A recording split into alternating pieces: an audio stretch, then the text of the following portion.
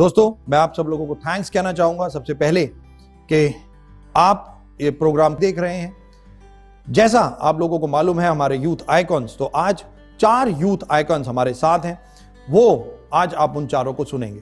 दोस्तों, Hindustan, India, obviously हम सब लोग जानते हैं कि तकरीबन 4-5 महीने से जो कोविड-19 की प्रॉब्लम हम सब लोगों के साथ चल रही है, उसके कारण लॉकडाउन और हम लोग ज़्यादा बाहर नहीं जा पा रहे हैं, मास्क और जो हमारे को सोशल डिस्टेंसिंग लेनी पड़ रही है, उसके कारण हम बड़े बड़े ऑडिटोरियम्स को आज मिस कर रहे हैं। But don't worry about it, time will automatically change, time will always change. Time हमेशा चेंज होता है और बेहतर के लिए चेंज होता है। ये सिचुएशन, ये जो प्रॉब्लम आज चल रही है, ये भी धीरे धीरे निकल जाएगी और हम फिर दोबारा से आप लोगों के साथ होंगे बड़े बड़े ऑडिटोरियम और बड़े बड़े स्टेडियम्स में।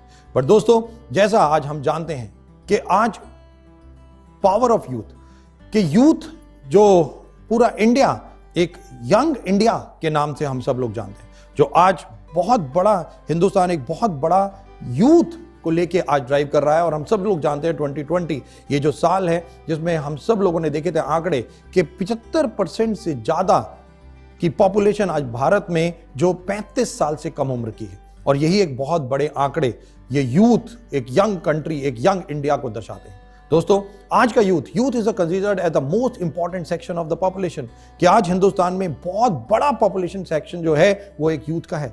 यूथ आज की डेट में एक एंथुसियास्टिक, वाइब्रेंट है, इनोवेटिव, बहुत कुछ अलग आज की डेट में सोचने का जिम्मा हमारे यूथ के ऊपर है। और बल्कि यूथ आजकल आप देख रहे होंगे व्हाट्सएप या फेसबुक और जितने भी ये सोशल साइट्स हैं जिस पे आप लोग देख रहे होंगे कि यूथ आज कितने अलग अलग तरीकों से आप लोगों तक पहुंचने के, अलग अलग तरीकों से चीजों को करने का माध्यम ढूंढ रहा है।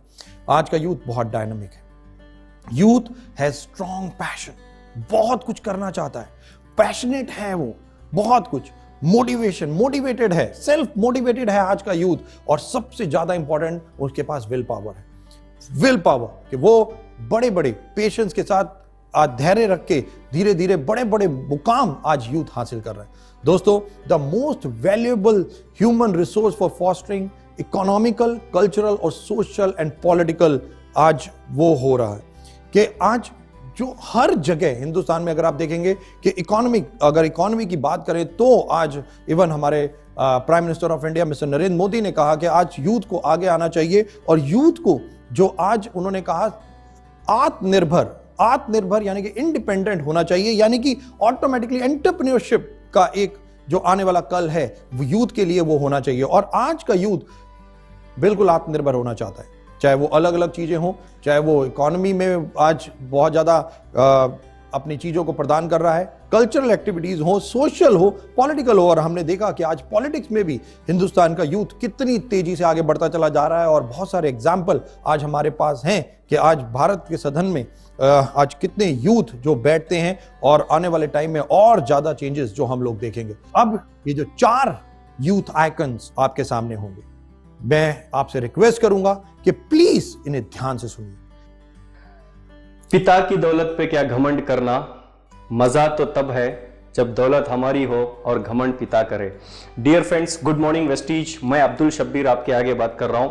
मैं हैदराबाद और तेलंगाना और कर्नाटक के बीच में, हैदराबाद और बेंगलुरु के बीच में बल्लारी में रहता हूं। और मैं अपनी बातों को स्टार्ट करने से पहले आप लोगों के पास एक परमिशन लेना चाहता हूं, क्योंकि मेरी जो भाषा है, मेरी जो लैंग्वेज है, ये थोड़ी हैदराबादी बेंगलुरी मिक्सड होगी, तो आप प्लीज एडजस्ट कर लें। अगर आप एडजस्ट ना भी करें तब भी मैं क्या करूं, मैं तो बात करूंगा ही, आपको तो सुनना पड़ेगा।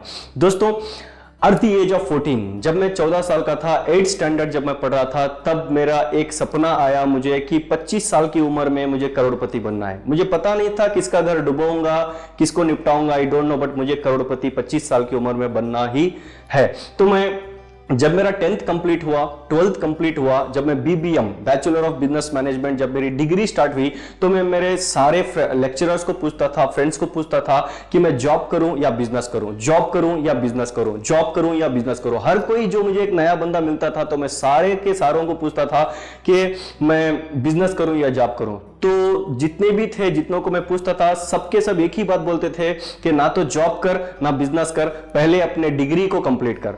तो गाइस, गाइस जब मैं बीबीएम सेकंड से मैं पहुंचा तो मैं अपने लेक्चरर्स को पूछना स्टार्ट किया। तब मेरे लेक्चरर्स ने बोला कि Shabbir just focus on your studies, focus on your education. अभी ना तो जॉब करनी है ना तो बिजनेस करना है, सबसे पहले एजुकेशन पे फोकस करना है। जिंदगी पड़ी है पैसे कमाने के लिए। क्या बोला उन्होंने? जिंदगी पड़ी है पैसे कमाने के लिए। मेरे कुछ दोस्तों ने बोला कि शब्बीर ये जो 3 साल है, ये जो एजुकेशन करने के यानी ये जो डिग्री के जो 3 साल है, कॉलेज के जो 3 साल है, अगर इन 3 सालों में एंजॉय नहीं किया ना तो जिंदगी में कभी भी ये 3 साल तुझे नहीं मिलेंगे। पैसे कमाने के लिए तो पूरी जिंदगी पड़ी हुई है। मेरा माइंडसेट एक था, मगर मेरा माइंडसेट एक था कि अगर मैं 3 साल एंजॉय करूंगा तो 30 से 40 साल तक मुझे मेहनत करना पड़ेगा। बट इसी 3 साल के अंदर मैं कुछ ऐसा जिंदगी बना लूं कि आगे जाने के बाद मुझे इंटरव्यू ना देना पड़े। क्या? इंटरव्यू ना देना पड़े। तो मैं जब 4th सेम में था, तो मैं बीबीएम के जब मैं 4th सेम में था तो मेरे एक लेक्चरर थे, मैं उनका नाम नहीं लेना चाहूंगा। वो लेक्चरर हमें अपॉइंट किए गए और आए।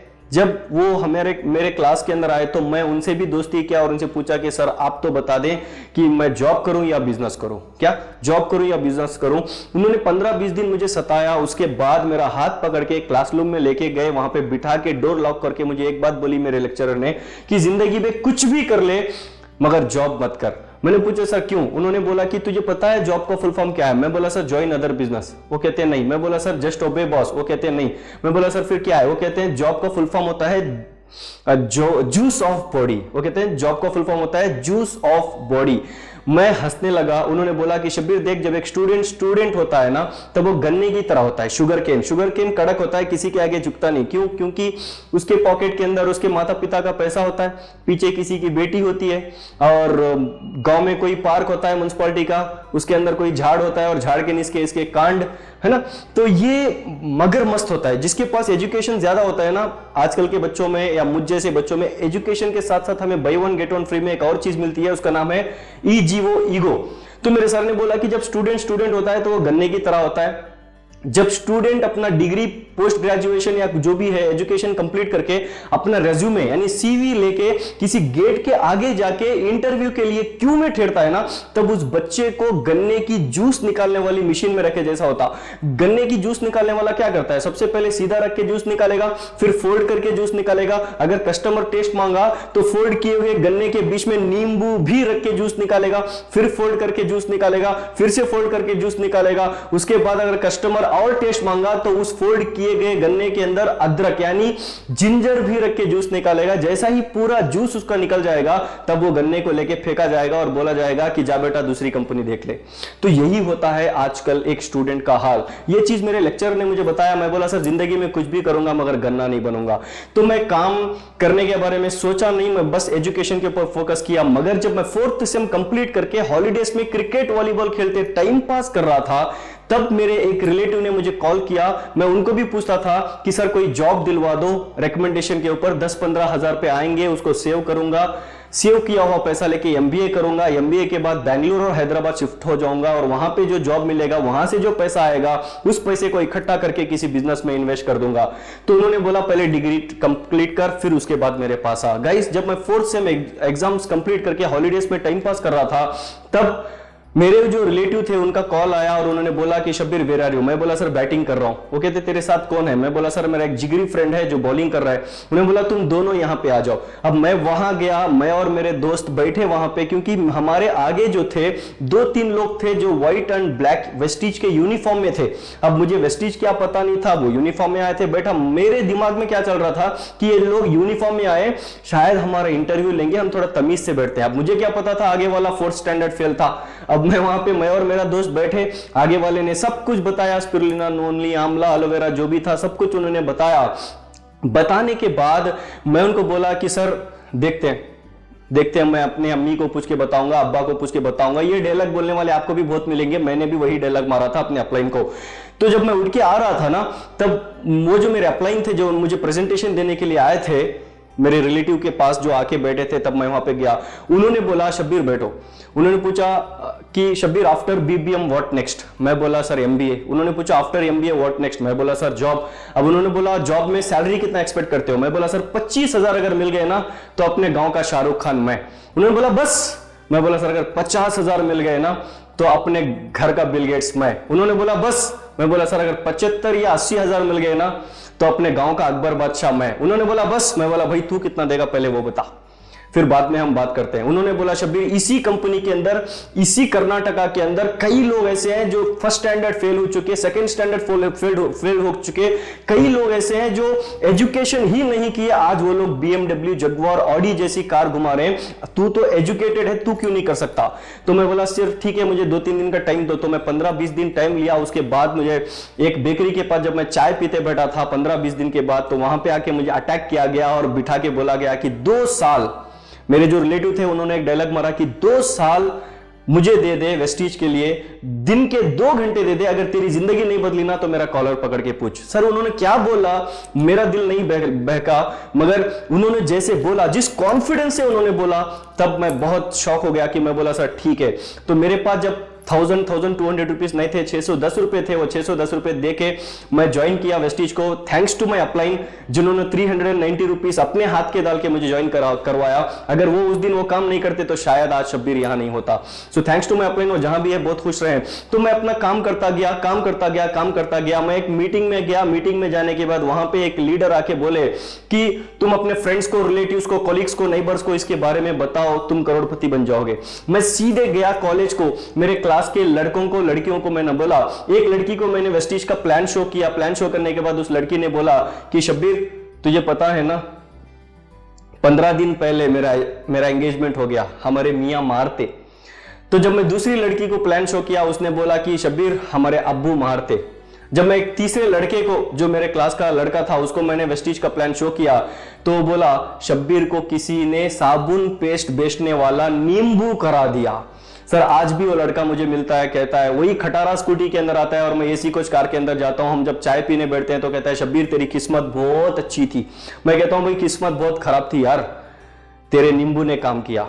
सर जब आपके पास कुछ भी नहीं होता लोग आपको कुछ भी बुरा भला कह देते हैं, बट आपके पास कुछ भी अगर आ गया ना, सक्सेस आपके पास थोड़ी भी आ गई ना, तो लोग आपकी किस्मत को बोल देते हैं। तो आपको लोगों की परवाह नहीं करना है। मैं भी लोगों की परवाह नहीं किया। मेरे जितने भी फ्रेंड्स थे मेरे से दूर चले गए, मेरे रिलेटिव्स मेरे से दूर चले गए, बट मुझे सक्सेस चाहिए थी। क्यों? क्योंकि जिसके पास पैसा, जिसके पास कामयाबी, उसके पास लोग आते, ये मुझे पता था। तो मैं काम करता गया। 403 रुपीज से मेरा इनकम जंप होता गया। बट जैसे ही मैं वेस्टीज को आया, मैं कॉलेज की किताबें कम पढ़ता था, मगर ये जो एंटरप्रेन्योरशिप के, नेटवर्क मार्केटिंग के, MLM की किताबें जब मैं पढ़ रहा था तो मुझे एक सर्वे का पता चला। एक सर्वे हमने किया, एक रिसर्च करने के बाद एक चीज हमें पता चली कि कर्नाटका के अंदर एवरी ईयर, हर साल 2 लाख बच्चे इंजीनियरिंग पासिंग सर्टिफिकेट लेके बाहर आते हैं। उन 2 लाख बच्चों में से 40,000 बच्चे ऐसे हैं जिनको पॉलिटिकल रिकमेंडेशन के ऊपर और जिनका 80, 85, 90, 95 परसेंटेज होता है, डिस्टिंक्शन जो आते हैं, उनको जॉब मिलता है। और बच्चे कुछ 1,60,000 बच्चों में से 40,000 और बच्चे ऐसे हैं जो अपने माता पिता का बिजनेस को कैरी ऑन करते हैं। और 1,20,000 बच्चे बचे। उन 1,20,000 बच्चों में से 20,000 बच्चे ऐसे हैं जो हर साल सुसाइड करते हैं क्योंकि उनको जॉब नहीं मिला। और बचे कुछ 1 लाख बच्चे भजनी बजाते घर में बैठते हैं माता पिता का खाते हुए। सर सोचिए आज सिर्फ कर्नाटका का ये हाल है, वो भी इंजीनियर्स का, तो आने वाले दिनों के अंदर पूरे हिंदुस्तान का क्या हाल होगा आप सोचिए। आप GDP देख सकते हो देश की कहां चली गई। आज प्रधानमंत्री नरेंद्र मोदी जी भी यही कहते हैं कि आप जॉब लेने वाले नहीं, जॉब देने वाले बने। मगर हमारा देश का एक प्रॉब्लम क्या है पता? हमारे देश के माता पिताओं को तो दामाद इंजीनियर ही चाहिए। सर समझो अगर यहां पे ऐश्वर्या राय जैसी लड़की हो, यहां पे क्रिस गेल की तरह भी अगर बच्चा है ना, मगर ये लड़का अगर इंजीनियर है ना, तो मांगल्यम तंतु नाने ना, इनकी शादी हो जाती है, राइट? शादी कर देते हैं। अगर यहाँ पे अनुष्का शर्मा तरह की जैसी लड़की भी हो ना, यहाँ पे डैनियल सैमी की तरह भी लड़का है ना, अगर ये गवर्नमेंट जॉब होल्डर है ना, तो मन जीवन हेतु ना शादी हो जाती है। सर मैं आपको एक चीज बता रहा हूं, आज से 1 या 1.5 साल रुक जाओ, 1 या 1.5 साल के अंदर ऐसा दिन आएगा हिंदुस्तान के अंदर, वेस्टीज के अंदर, कि जिसकी बेटी ऐश्वर्या राय, जिसकी बेटी अनुष्का शर्मा, जिसकी बेटी दीपिका पादुकोण की तरह खूबसूरत है, उनके माता पिता वेस्टीज की करीबी डीएलसीपी सेंटर में जाएंगे, 200 रुपए देके बिजनेस स्टार्टर पैक खरीदेंगे और उसके अंदर वॉइस बुक, वॉइस मैगजीन खोलेंगे और बेटी को बोलेंगे कि बेटी चूज कर कि तुझे कौन चाहिए, हम वेस्टिजियन को ही देंगे तुझे शादी करके। डियर फ्रेंड्स, आज क्या हाल है मार्केट के अंदर आप लोग जान सकते हो। ये चीजें सब मुझे पता चलती गई, बट मेरे पास एक फॉर्मूला नहीं था कि टीम कैसे बनाया जाए। तो मैं ऐसे ही सर्च कर रहा था तो मुझे एक चीज और मिल गई कि टीम कैसे बनाया जाता है। मैं आपको एक स्टोरी के जरिए टीम को कैसे बनाना है, स्टोरी के जरिए मैं आपको समझाऊंगा। आप गौर से सुनिएगा, वेरी इंपॉर्टेंट स्टोरी जो हर जगह फेमस है। मैं आपको इस माध्यम से यूथ एम्पावरमेंट सेमिनार जो डिजिटली चल रहा है, इस माध्यम से मैं आपको स्टोरी सुनाना चाहूंगा।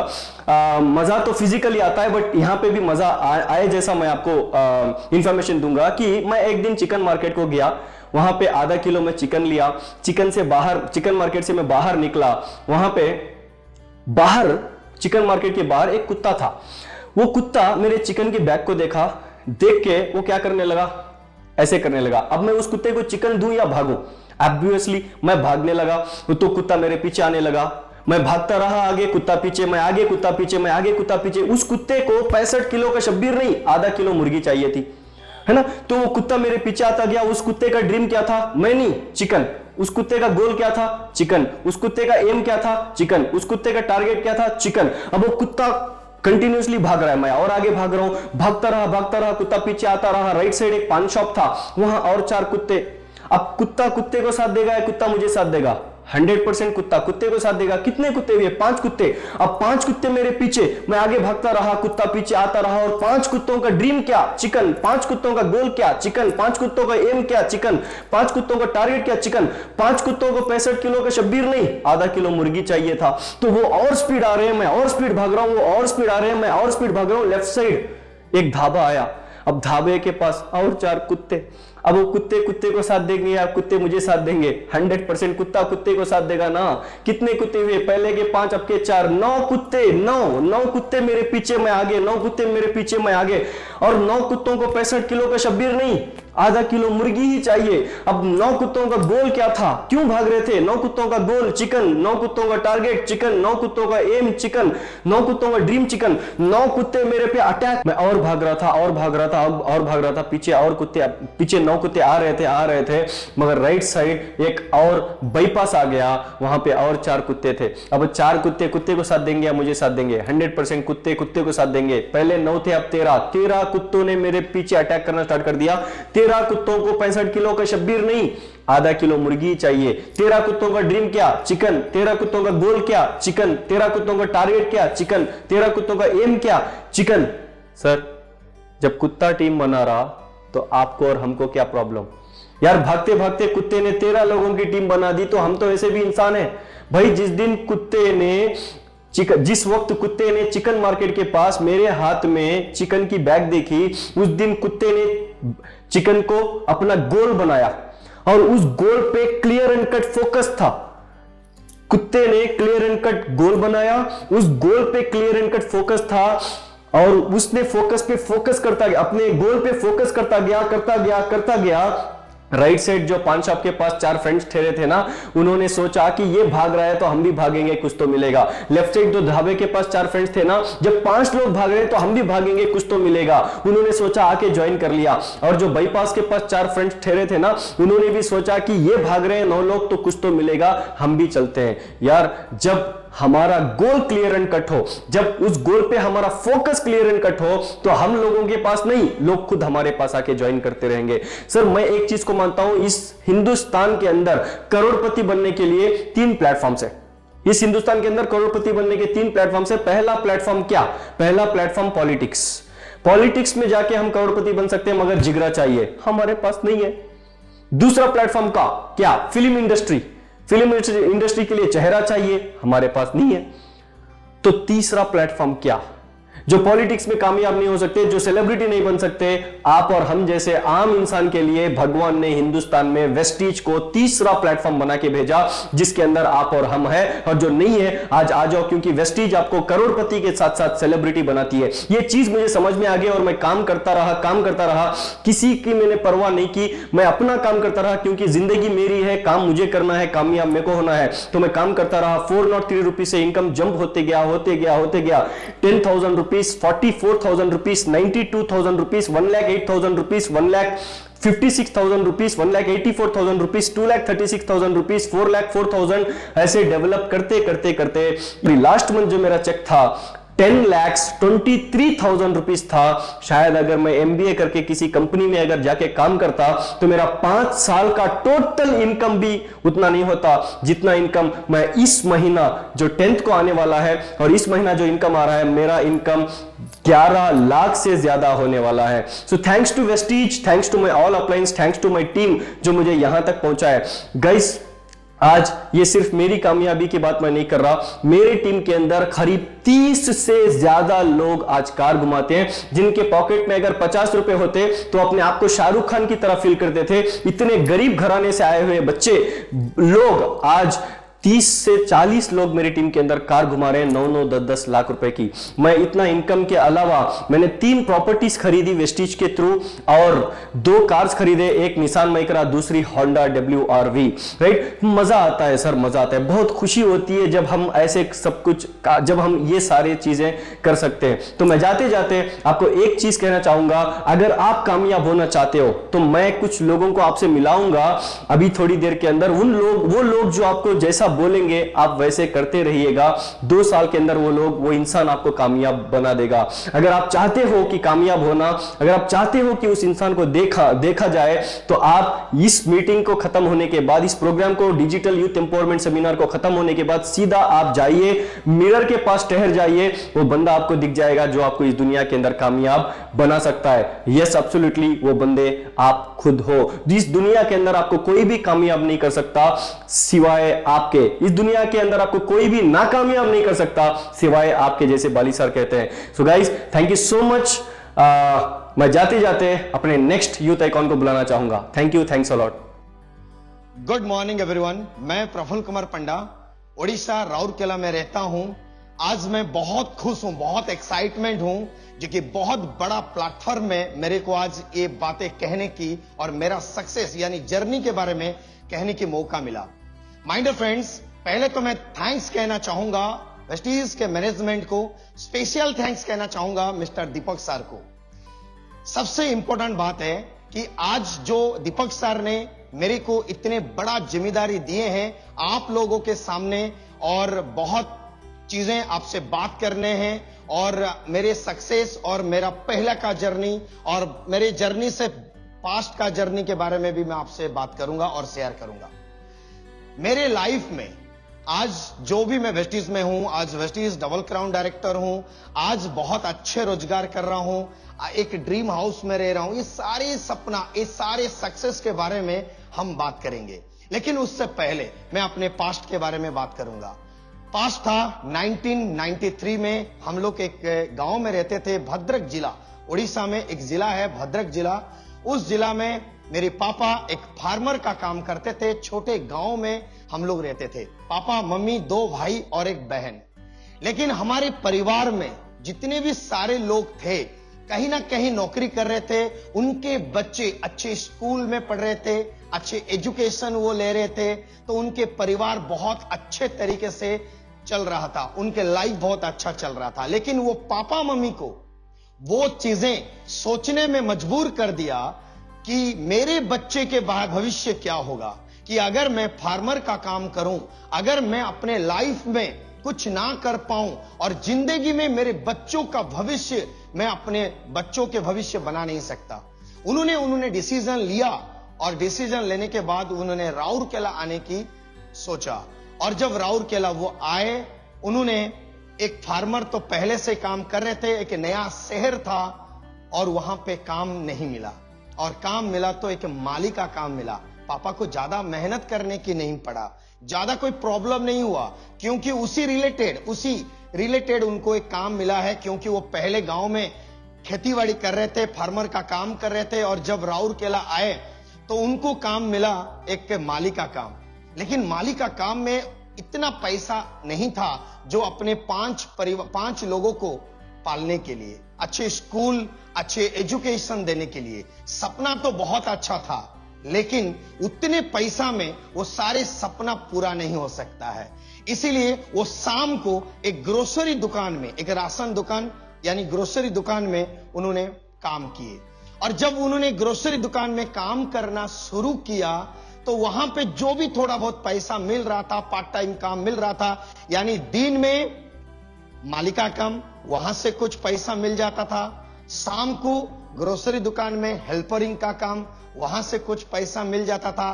तो परिवार और थोड़ा डेवलप हुआ। ऐसे 2-4 साल ऐसे काम किए और पापा हमारे 3 बच्चों को उन्होंने पढ़ाने की सोचा और पेट पाला, घर का किराया दे पाए, जिंदगी अच्छे तरीके से चल रहा था। उस समय में जब एजुकेशन बढ़ रहा था, जब समय बढ़ रहा था, जरूरत था मनी यानी इकोनॉमिक फ्रीडम उस समय में इतने मजबूत नहीं था, क्योंकि महीने में रोजगार कर रहे थे 1500 रुपया।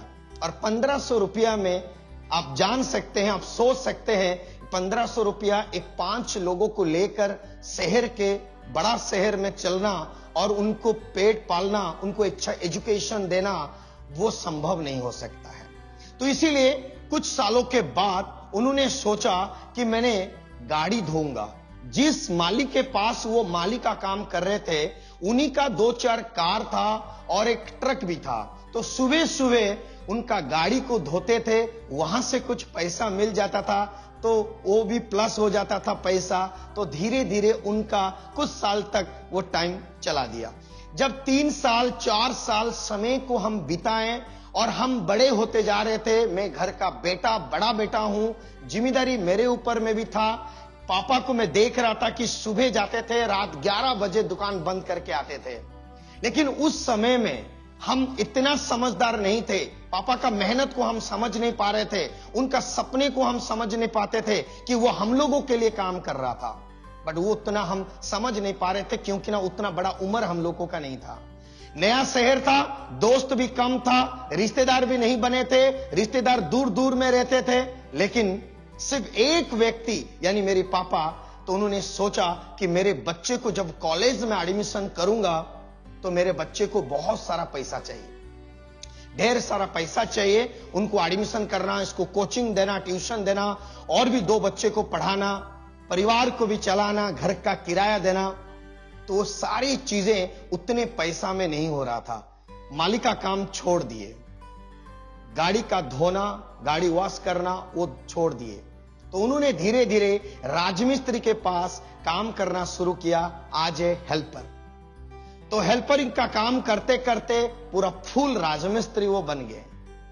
2004 में हम लोगों का जिंदगी में एक बहुत बड़ा टर्निंग पॉइंट आया, और वो टर्निंग पॉइंट कोई बिग टर्निंग पॉइंट मैं अपने जिंदगी में नहीं मान सकता, लेकिन वो इतना इमोशनल टॉपिक वो आया जो मेरे पापा को एक बीमारी आ गया जिनका नाम है बोन टीवी, और वो कैंसर का रूप ले चुका था।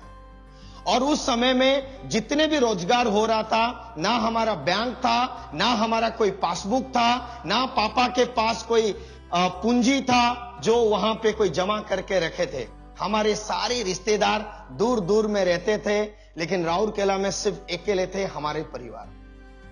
और मेरे गांव और राउरकेला का जो डिस्टेंस है 500 किलोमीटर की दूर है। पापा को जब बोन टीवी हुआ और धीरे धीरे पता चला, डॉक्टर को ट्रीटमेंट करने के लिए उड़ीसा में पूरे तरीके से अलग अलग हॉस्पिटल को हम लोग दिखाने की कोशिश किए, लेकिन पापा का बीमारी का पता चला बोन टीवी, और वो कैंसर का रूप ले चुका था। खर्चा बहुत बड़ा था, पैसा बहुत बड़ा था, और उतना पैसा कहां से आएगा? पूरे परिवार हम 5 लोग बैठकर बात कर रहे थे, लेकिन समझ में नहीं आ रहा था कि वो पैसा आएगा कहां। तो जिंदगी में जब चला तो कहा जाता है कि एक दरवाजा जब बंद हो जाता है तो एक दरवाजा जरूर खुलता है। तो एक दरवाजा मैं हूं। दरवाजा था मैं। क्यों? पहला दरवाजा जो बंद हुआ यानी मेरा पापा जो काम कर रहे थे, पूरे परिवार का पेट पाल रहे थे, उनका एजुकेशन के बारे में सोच रहे थे, और उनके बाद मैं बड़ा बेटा हूं और मेरे मम्मी बार बार वो कह रहे थे तू घर को चलाएगा। और उस समय में मेरा उम्र हुआ था 19 साल। मैं उतना समझ नहीं पा रहा था कि कौन से कंपनी में काम करूं, कहां जाऊं काम मांगने के लिए। लेकिन कहा जाता है जब काम ढूंढोगे तो काम जरूर मिलेगा, चाहे वो बड़ा काम हो चाहे वो छोटा काम हो। और मेरे को जरूर 100% मेरे को काम मिला, और एक रिलायंस कंपनी में किसी के घर में मेरे को एक काम मिला। काम तो करने के लिए गया था, फाइल को इधर उधर करने के लिए, लेकिन मैं वहां पे भी एक नौकर का काम करना शुरू किया। मैं सब्जी लाना शुरू कर दिया, दूध लाना शुरू कर दिया। मालिक जो कह रहा था मैं वो करना शुरू कर दिया था, और मेरे को पूरे महीने में जो रोजगार मिल रहा था 1550 रुपया। मैं उस समय का बात कर रहा हूं, जो समय 2004-2005 का बात मैं कर रहा हूं। 1550 रुपया मेरे लिए बहुत अच्छा था, और उनके घर में जो भी खाना बचता था वो खाना भी मैं अपने घर लेकर आता था, वो भी पैसा मेरा बच जाता था। माय डियर फ्रेंड्स, दुखियाली जिंदगी और वो जर्नी ये सभी लोगों के पास होता है, जो मेरे पास भी हुआ। लेकिन मेरे अंदर में एक बहुत बड़ा डिजायर था, क्योंकि मैं डेयरिंग लड़का हूं और मैं साहस मेरे अंदर में बहुत था। दिन रात मैं पूरे एक कर देता था, लेकिन जिसके घर में मैं काम कर रहा था पूरे ईमानदारी के साथ काम कर रहा था। शायद आज मैं जिस स्टेज में खड़ा हूं शायद मेरे ईमानदारी और मेहनत की वजह से हूं। लेकिन वो समय था जो मैं आज आपको बताने जा रहा हूं। मेरे पापा को ट्रीटमेंट करने के लिए मैं इधर उधर काम किया, कहीं 6 महीना, कहीं 2 महीना, कहीं 1 साल, ऐसे काम करते करते मैंने अपना एजुकेशन ग्रेजुएशन मैंने कंप्लीट किया। जब मैंने ग्रेजुएशन कंप्लीट किया, बहुत सारे दोस्तों को मैंने अपना दोस्त माना, दोस्त बनाया, और मेरे धीरे धीरे मेरी मेमोरी पावर और मेरे एक कहा जाता है ना एक बहुत बड़ा सोच डेवलप हुआ मेरे अंदर में, थिंकिंग डेवलप हुआ मेरे अंदर में। दोस्त बुरे भी होते हैं और दोस्त अच्छे भी होते हैं। कुछ दोस्त मेरे अच्छे थे, नसीब मेरा अच्छा था, इसीलिए मेरा दोस्त भी अच्छा था, और इसी चीज को लेकर मैं अपनी जिंदगी को बहुत मस्ती से आगे नहीं बढ़ा पा रहा था, क्योंकि मेरे घर में एक बीमारी, पापा घर में थे, उनको ट्रीटमेंट करना था, 9 लाख रुपए की जरूरत था। और मैं यहां पे एक बहुत अच्छा कहना चाहूंगा, जब मैंने ये स्टोरी कहता हूं मैं खुद रो पड़ता हूं। कारण जब मैं पैसा जब जरूरत होता था, मेडिकल को ट्रीटमेंट करना था, मेडिकल जब ट्रीटमेंट होगा और एडमिट होगा, डॉक्टर को फीस देना था, तो पैसा तो लगेगा, लेकिन पैसा कोई 100, 200, 300, 1000, 2000 रुपया नहीं लगता तो 5000, 10,000, 20,000, 50,000, बड़े बड़े टेस्टिंग होता था तो पैसा लग जाता था 10-12 हजार रुपया। और जब मैं अपने रिश्तेदार को मांगने जाता था, उनका सारे रिश्तेदार का दरवाजा बंद हो जाता था। वो इधर उधर बात को टाल देते थे, मेरे चाचा ऐसे हैं, मौसा ऐसे हो गया, ऐसे कुछ बातें कहकर बातों को टाल देते थे, और उनसे 1 रुपया तक नहीं मिलता था। लेकिन मैं अपने दोस्तों को थैंक्स कहना चाहूंगा। कहा जाता है कि फ्रेंड यानी दोस्त ऐसा होता है जो लाइफ में कुछ दे या ना दे, वो हमारे हर दुख सुख में साथ होता है, वही होता है दोस्त। और ऐसे ही कुछ दोस्त मेरे को मदद किए, और मदद इतना हो गया जो मैं उनके ऊपर में उधारी बन गया, कर्ज बन गया, और मैं पैसा रिटर्न देने की औकात नहीं था। और ऐसा समय आया, लेकिन वो दोस्त मेरे माइंड में एक चीज डाल रहा था, बड़ा सोच, यानी तू अगर कोई करना है, नौकरी करना है, काम करना है, ऐसा काम कर जिसमें नेम, फेम और ढेर सारा पैसा हो। और वो काम जब हम कुछ दोस्त मिलकर हम सिलेक्शन किए थे, वो था रेलवे का टीटीआई। माय डियर फ्रेंड्स, जब हम उसके लिए प्रिपरेशन हो रहे थे, कोचिंग ले रहे थे, ट्रेनिंग ले रहे थे, और लास्टली हम लोगों का सारी ग्रुप का नौकरी भी मिला था रेलवे का, उनमें से मैं भी था, ट्रेनिंग भी लग गया था।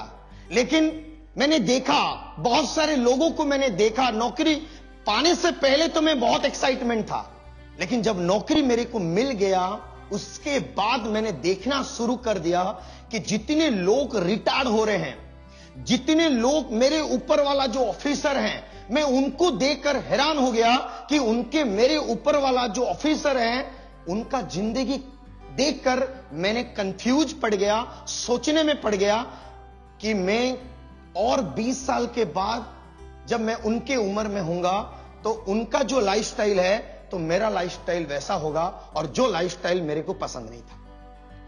मैं हो सकता हूं कि एक राजमिस्त्री का बेटा हूं, गर्व से कहता हूं कि मैं एक राजमिस्त्री का बेटा हूं, लेकिन मेरे अंदर में बिग ड्रीम था, बहुत बड़ा सपना था, और वही सपना आज मेरे को यहां तक पहुंचाया है और मेरे को मिला एक बिग प्लेटफॉर्म जिनका नाम है Vestige marketing private limited, big network marketing.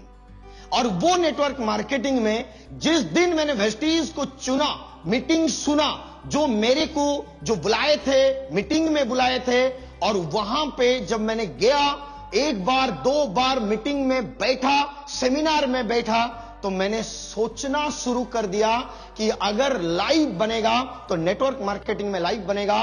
उस समय मेरा उम्र था 24 साल।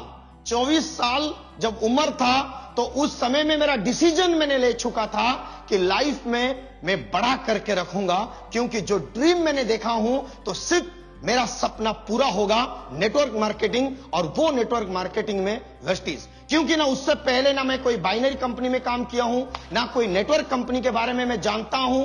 मेरा पहला नेटवर्क मार्केटिंग है वेस्टीज।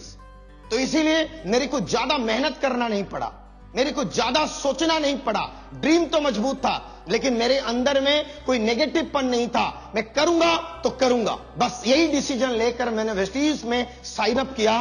वो डेट मेरे को आज याद है, 22 दिसंबर 2008। मैं दोबारा कहना चाहूंगा वो डेट को, 22 दिसंबर 2008, जिसी दिन मैं अपने आप को एक अपने भविष्य के लिए मैंने सिग्नेचर किया, फॉर्म के ऊपर में साइन अप किया। और वो साइन अप आज डबल क्राउन डायरेक्टर, मैं वेस्टीज का एक डबल क्राउन डायरेक्टर आज आपके सामने हूं। और वो आज जो मेरा मंथली इनकम, मेरा पहला इनकम, मैं अगर आज आपको बताऊंगा, दूसरा इनकम भी बताऊंगा, दूसरे महीना का भी इनकम बताऊंगा, तीसरा महीना का भी इनकम बताऊंगा, सारी चीजें मैं आपके साथ शेयर करूंगा। लेकिन सबसे इंपॉर्टेंट है, जिस दिन मैंने वेस्टीज को सिग्नेचर किया, उस समय मैंने वेस्टीज को प्रोडक्ट यूज किया। वहां पे जो स्टेज में जो सार बोल रहे थे, सुदर्शन महांती, उस समय में उनके बात को मैंने समझ रहा था, और समझ के मैंने एक डिसीजन लिया कि प्रोडक्ट को पहले इस्तेमाल करना है। मेरे पापा को तो प्रॉब्लम हुआ है, और वो प्रोडक्ट मैं पापा को भी दूंगा और पूरे परिवार को भी खिलाऊंगा, क्योंकि ये सप्लीमेंट है, बीमारी आने वाले समय में ना हो, इसीलिए इस प्रोडक्ट को खाकर हम हेल्दी बन सकते हैं। आज जो कोरोना के महामारी दुनिया में चल रहा है, आप जानते हैं कि इसके ऊपर में कोई दवाई नहीं है। अगर हमारा इम्यूनिटी सिस्टम मजबूत रहेगा, वो केवल फूड सप्लीमेंट और कुछ चीजें को हम अगर आयुर्वेदिक के ऊपर में जाएं, फूड सप्लीमेंट के ऊपर में जाएं, हमारा इम्यूनिटी सिस्टम इतने मजबूत रहेगा जिसमें कोई भी वायरस हमारा शरीर को अटैक नहीं कर सकता, ना हमारे परिवार को कोई अटैक नहीं कर सकता। यही सोच लेकर मैंने काम करना शुरू किया। लेकिन फील्ड में मैं नया था, समझ नहीं पा रहा था किसके पास जाऊं, किसके पास ना जाऊं। मैंने बहुत सारा सोचकर आगे बढ़ा था। जिस दिन मैंने सिग्नेचर किया, अगला दिन सुबह, मैं आपको बता दूं, सारे लोग ये चीजें को जानने के लिए इच्छुक हैं। इंपॉर्टेंट है कि जब मैंने वेस्टीज को ज्वाइनिंग किया, मैंने सोच रहा था कि मेरे तो इतने सारे रिश्तेदार हैं, इतने सारे दोस्त हैं, मैं उन लोगों को वेस्टीज के बारे में बताऊंगा तो मेरा बिजनेस कम समय में बहुत बड़ा नेटवर्क बना सकता हूं। लेकिन ये सोच तो मेरे लिए बहुत अच्छा था, लेकिन मैं समझ नहीं पा रहा था कि वो रिश्तेदार भी मना कर दिए। उन्होंने कहा ये महंगा है, हमको तो कोई बीमारी नहीं है, हम तो नहीं खाएंगे, देखेंगे अगला महीना जब पेमेंट आएगा हम उसके बारे में देखेंगे। ये सब रिश्तेदार कहकर बात को टाल दिए। कुछ दोस्तों के ऊपर में मेरा उम्मीद था, क्योंकि जब मैंने मुसीबत था उस समय में पैसा देकर मेरे को बहुत सारे दोस्त मदद किए थे। मैं सोच रहा था कि ये दोस्त लोग भी वेस्टीज में जुड़ेंगे, मेरे इमोशनल को समझेंगे, मेरे एजुकेशन को समझेंगे, क्योंकि ना मैं उस समय में अच्छे तरीके से बोल नहीं पा रहा था। तो दोस्तों को उम्मीद लेकर मैंने सोचा कि जिनके घर में जा रहा था वो लोग भी मना कर दिए, लेकिन मेरा इरादा पूरा पक्का था, क्योंकि ना मैं देख चुका था वेस्टीज में सुदर्शन महांती के पास मर्सिडीज था। मैंने उस मर्सिडीज को देख चुका था। कटक इंडोर स्टेडियम में 5000 लोगों के सामने वो मर्सिडीज जब लाते थे, उनका ऑटोग्राफ लेते थे, तो मेरे पैर झूम जाता था, मेरा दिल कांप रहा था कि मैंने एक काम करूंगा तो ऐसा मर्सिडीज लेकर दिखाऊंगा, ऐसे लग्जरियस कार लेकर दिखाऊंगा। क्योंकि जब मेरे अंदर में सपना मजबूत था, क्योंकि ना मैं देख चुका था कि मर्सिडीज बेंच जब सुदर्शन सर ले सकते हैं तो मैं क्यों नहीं ले सकता। हो सकता है कि उन्होंने वेस्टीज से पहले और कोई नेटवर्क मार्केटिंग में थे, मैं हो सकता हूं कि मेरा पहला नेटवर्क मार्केटिंग वेस्टीज है। तो क्या हुआ, सपना मजबूत था, फील्ड खाली था, लोगों के अंदर में समझ नहीं था, इसीलिए मेरा बात को नहीं समझ पा रहे थे। मेरे पास एजुकेशन कमी था, अपलाइन दूर में रहते थे, भुवनेश्वर में रहते थे, मैं राउरकेला में रहता था। मैं समझ सकता था कि थोड़ा टाइम लगेगा, कोई भी चीज करने के लिए थोड़ा टाइम लगता है, जिसको जितना टाइम लगेगा वो उतना सफल हो सकता है, ये मैं पहले से समझ सकता था। माय डियर फ्रेंड्स, मैं उसी दिन मेरा डिसीजन इतने अच्छे था, जो मैंने सोचा कि मैंने कोई समझे ना समझे, रिश्तेदार का दरवाजा बंद हो या ना हो, दोस्त इस प्रोडक्ट को खरीदी करे या ना करे, लेकिन पहला मैं इस प्रोडक्ट को यूज करूंगा, 100% यूज करूंगा। जब मैंने यूज किया तो मेरे अंदर में एक कॉन्फिडेंट हुआ ये प्रोडक्ट के बारे में, कंपनी के बारे में। मीटिंग लिया, 1 महीना मीटिंग लिया, 2 महीना मीटिंग लिया।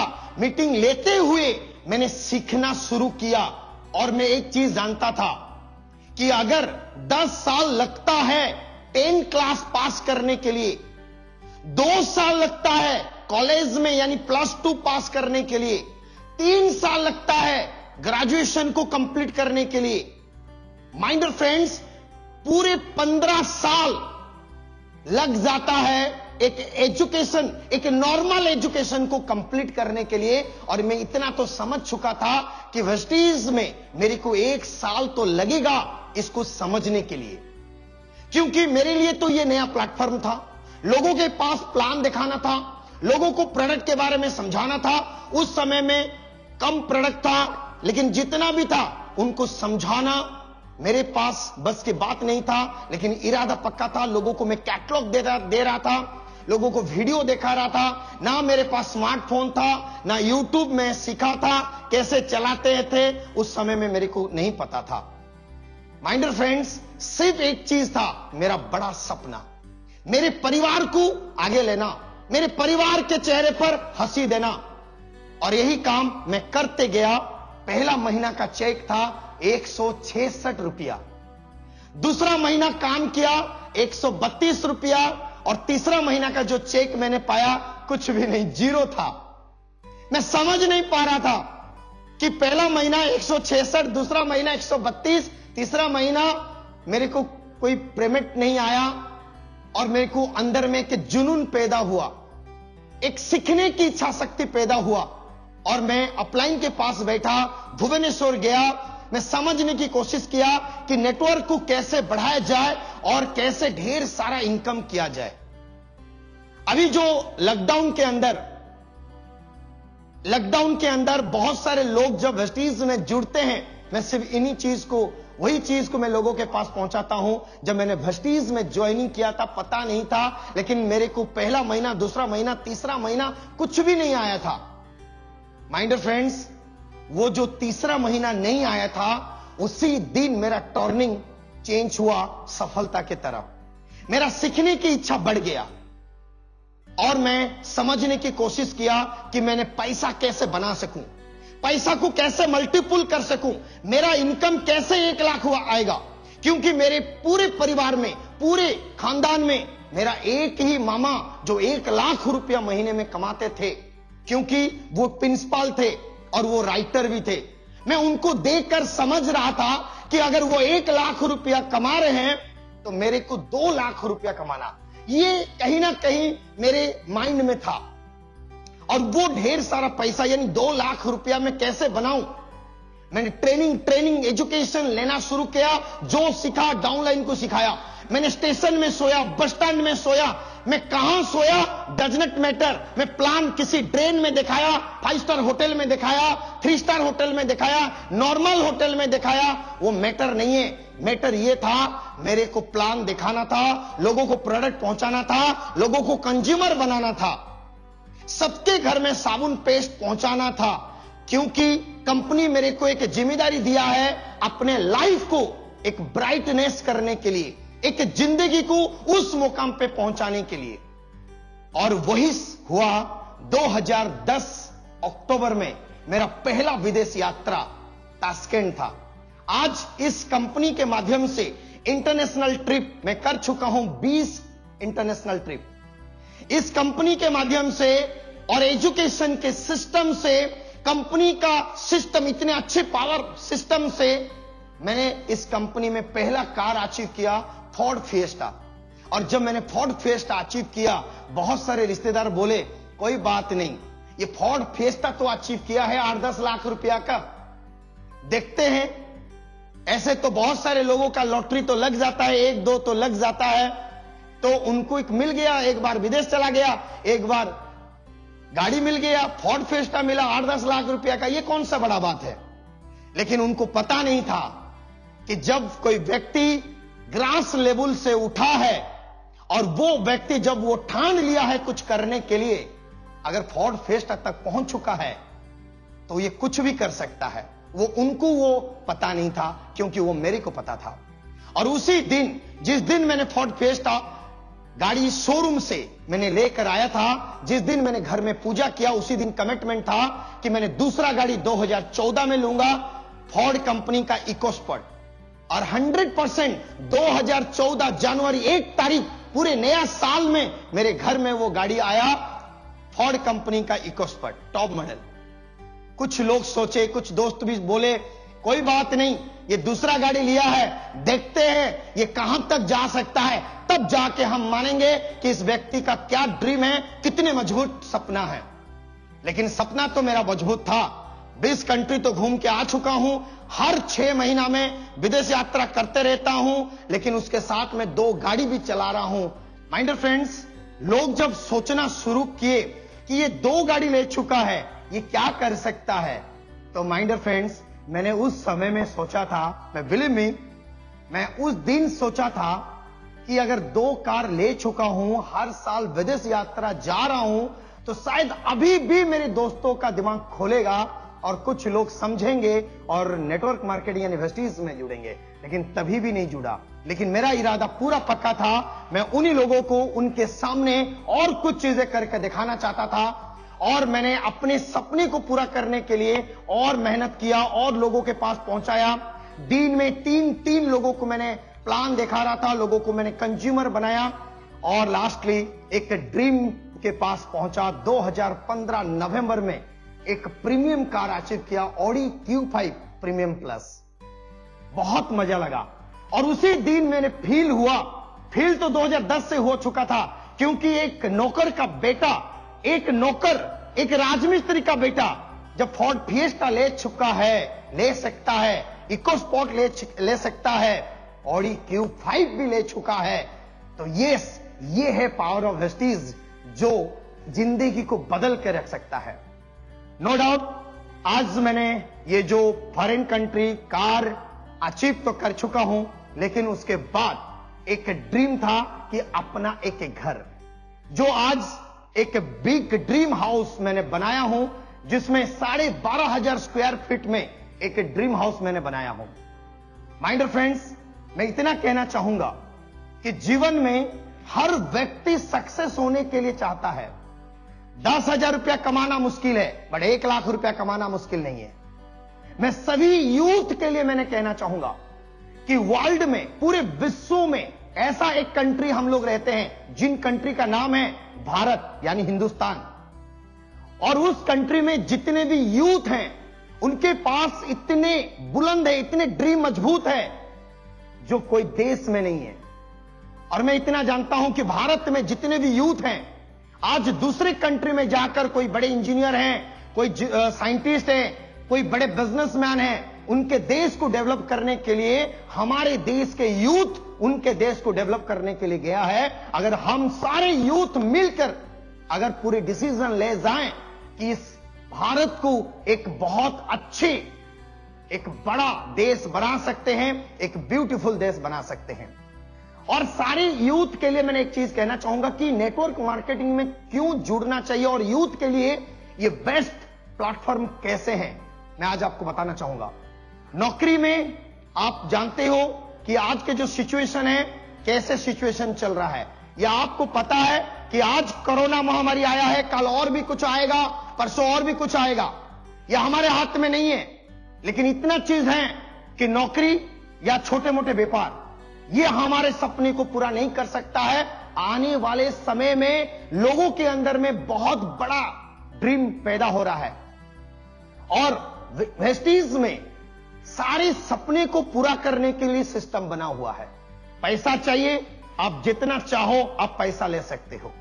चाहो जिंदा हो, जितना आप इनकम कर रहे हो, मरने के बाद भी आपके परिवार में इंश्योर एंड सिक्योर ये कंपनी आपको दे रहा है। चाहे कार फंड के हो या ट्रैवल फंड के हो या हाउस फंड हो, चाहे वो इनकम हो। एक यूथ को जो चीजें की जरूरत है वो वेस्टीज में है।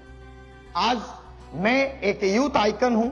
अगर मैं आज महीने में 7 लाख प्लस कमा रहा हूं तो आप समझ सकते हो कि हर कोई यूथ के पास एक बहुत अच्छी मौका है कि उनका मोबाइल फोन, उनका दोस्त, उनका जो सराउंडिंग है, उन सारी चीजें, उनका माहौल को लेकर अगर वो कसम खा ले, वो यूथ आने वाले समय में वो एक बहुत बड़ा बिजनेसमैन बन सकता है।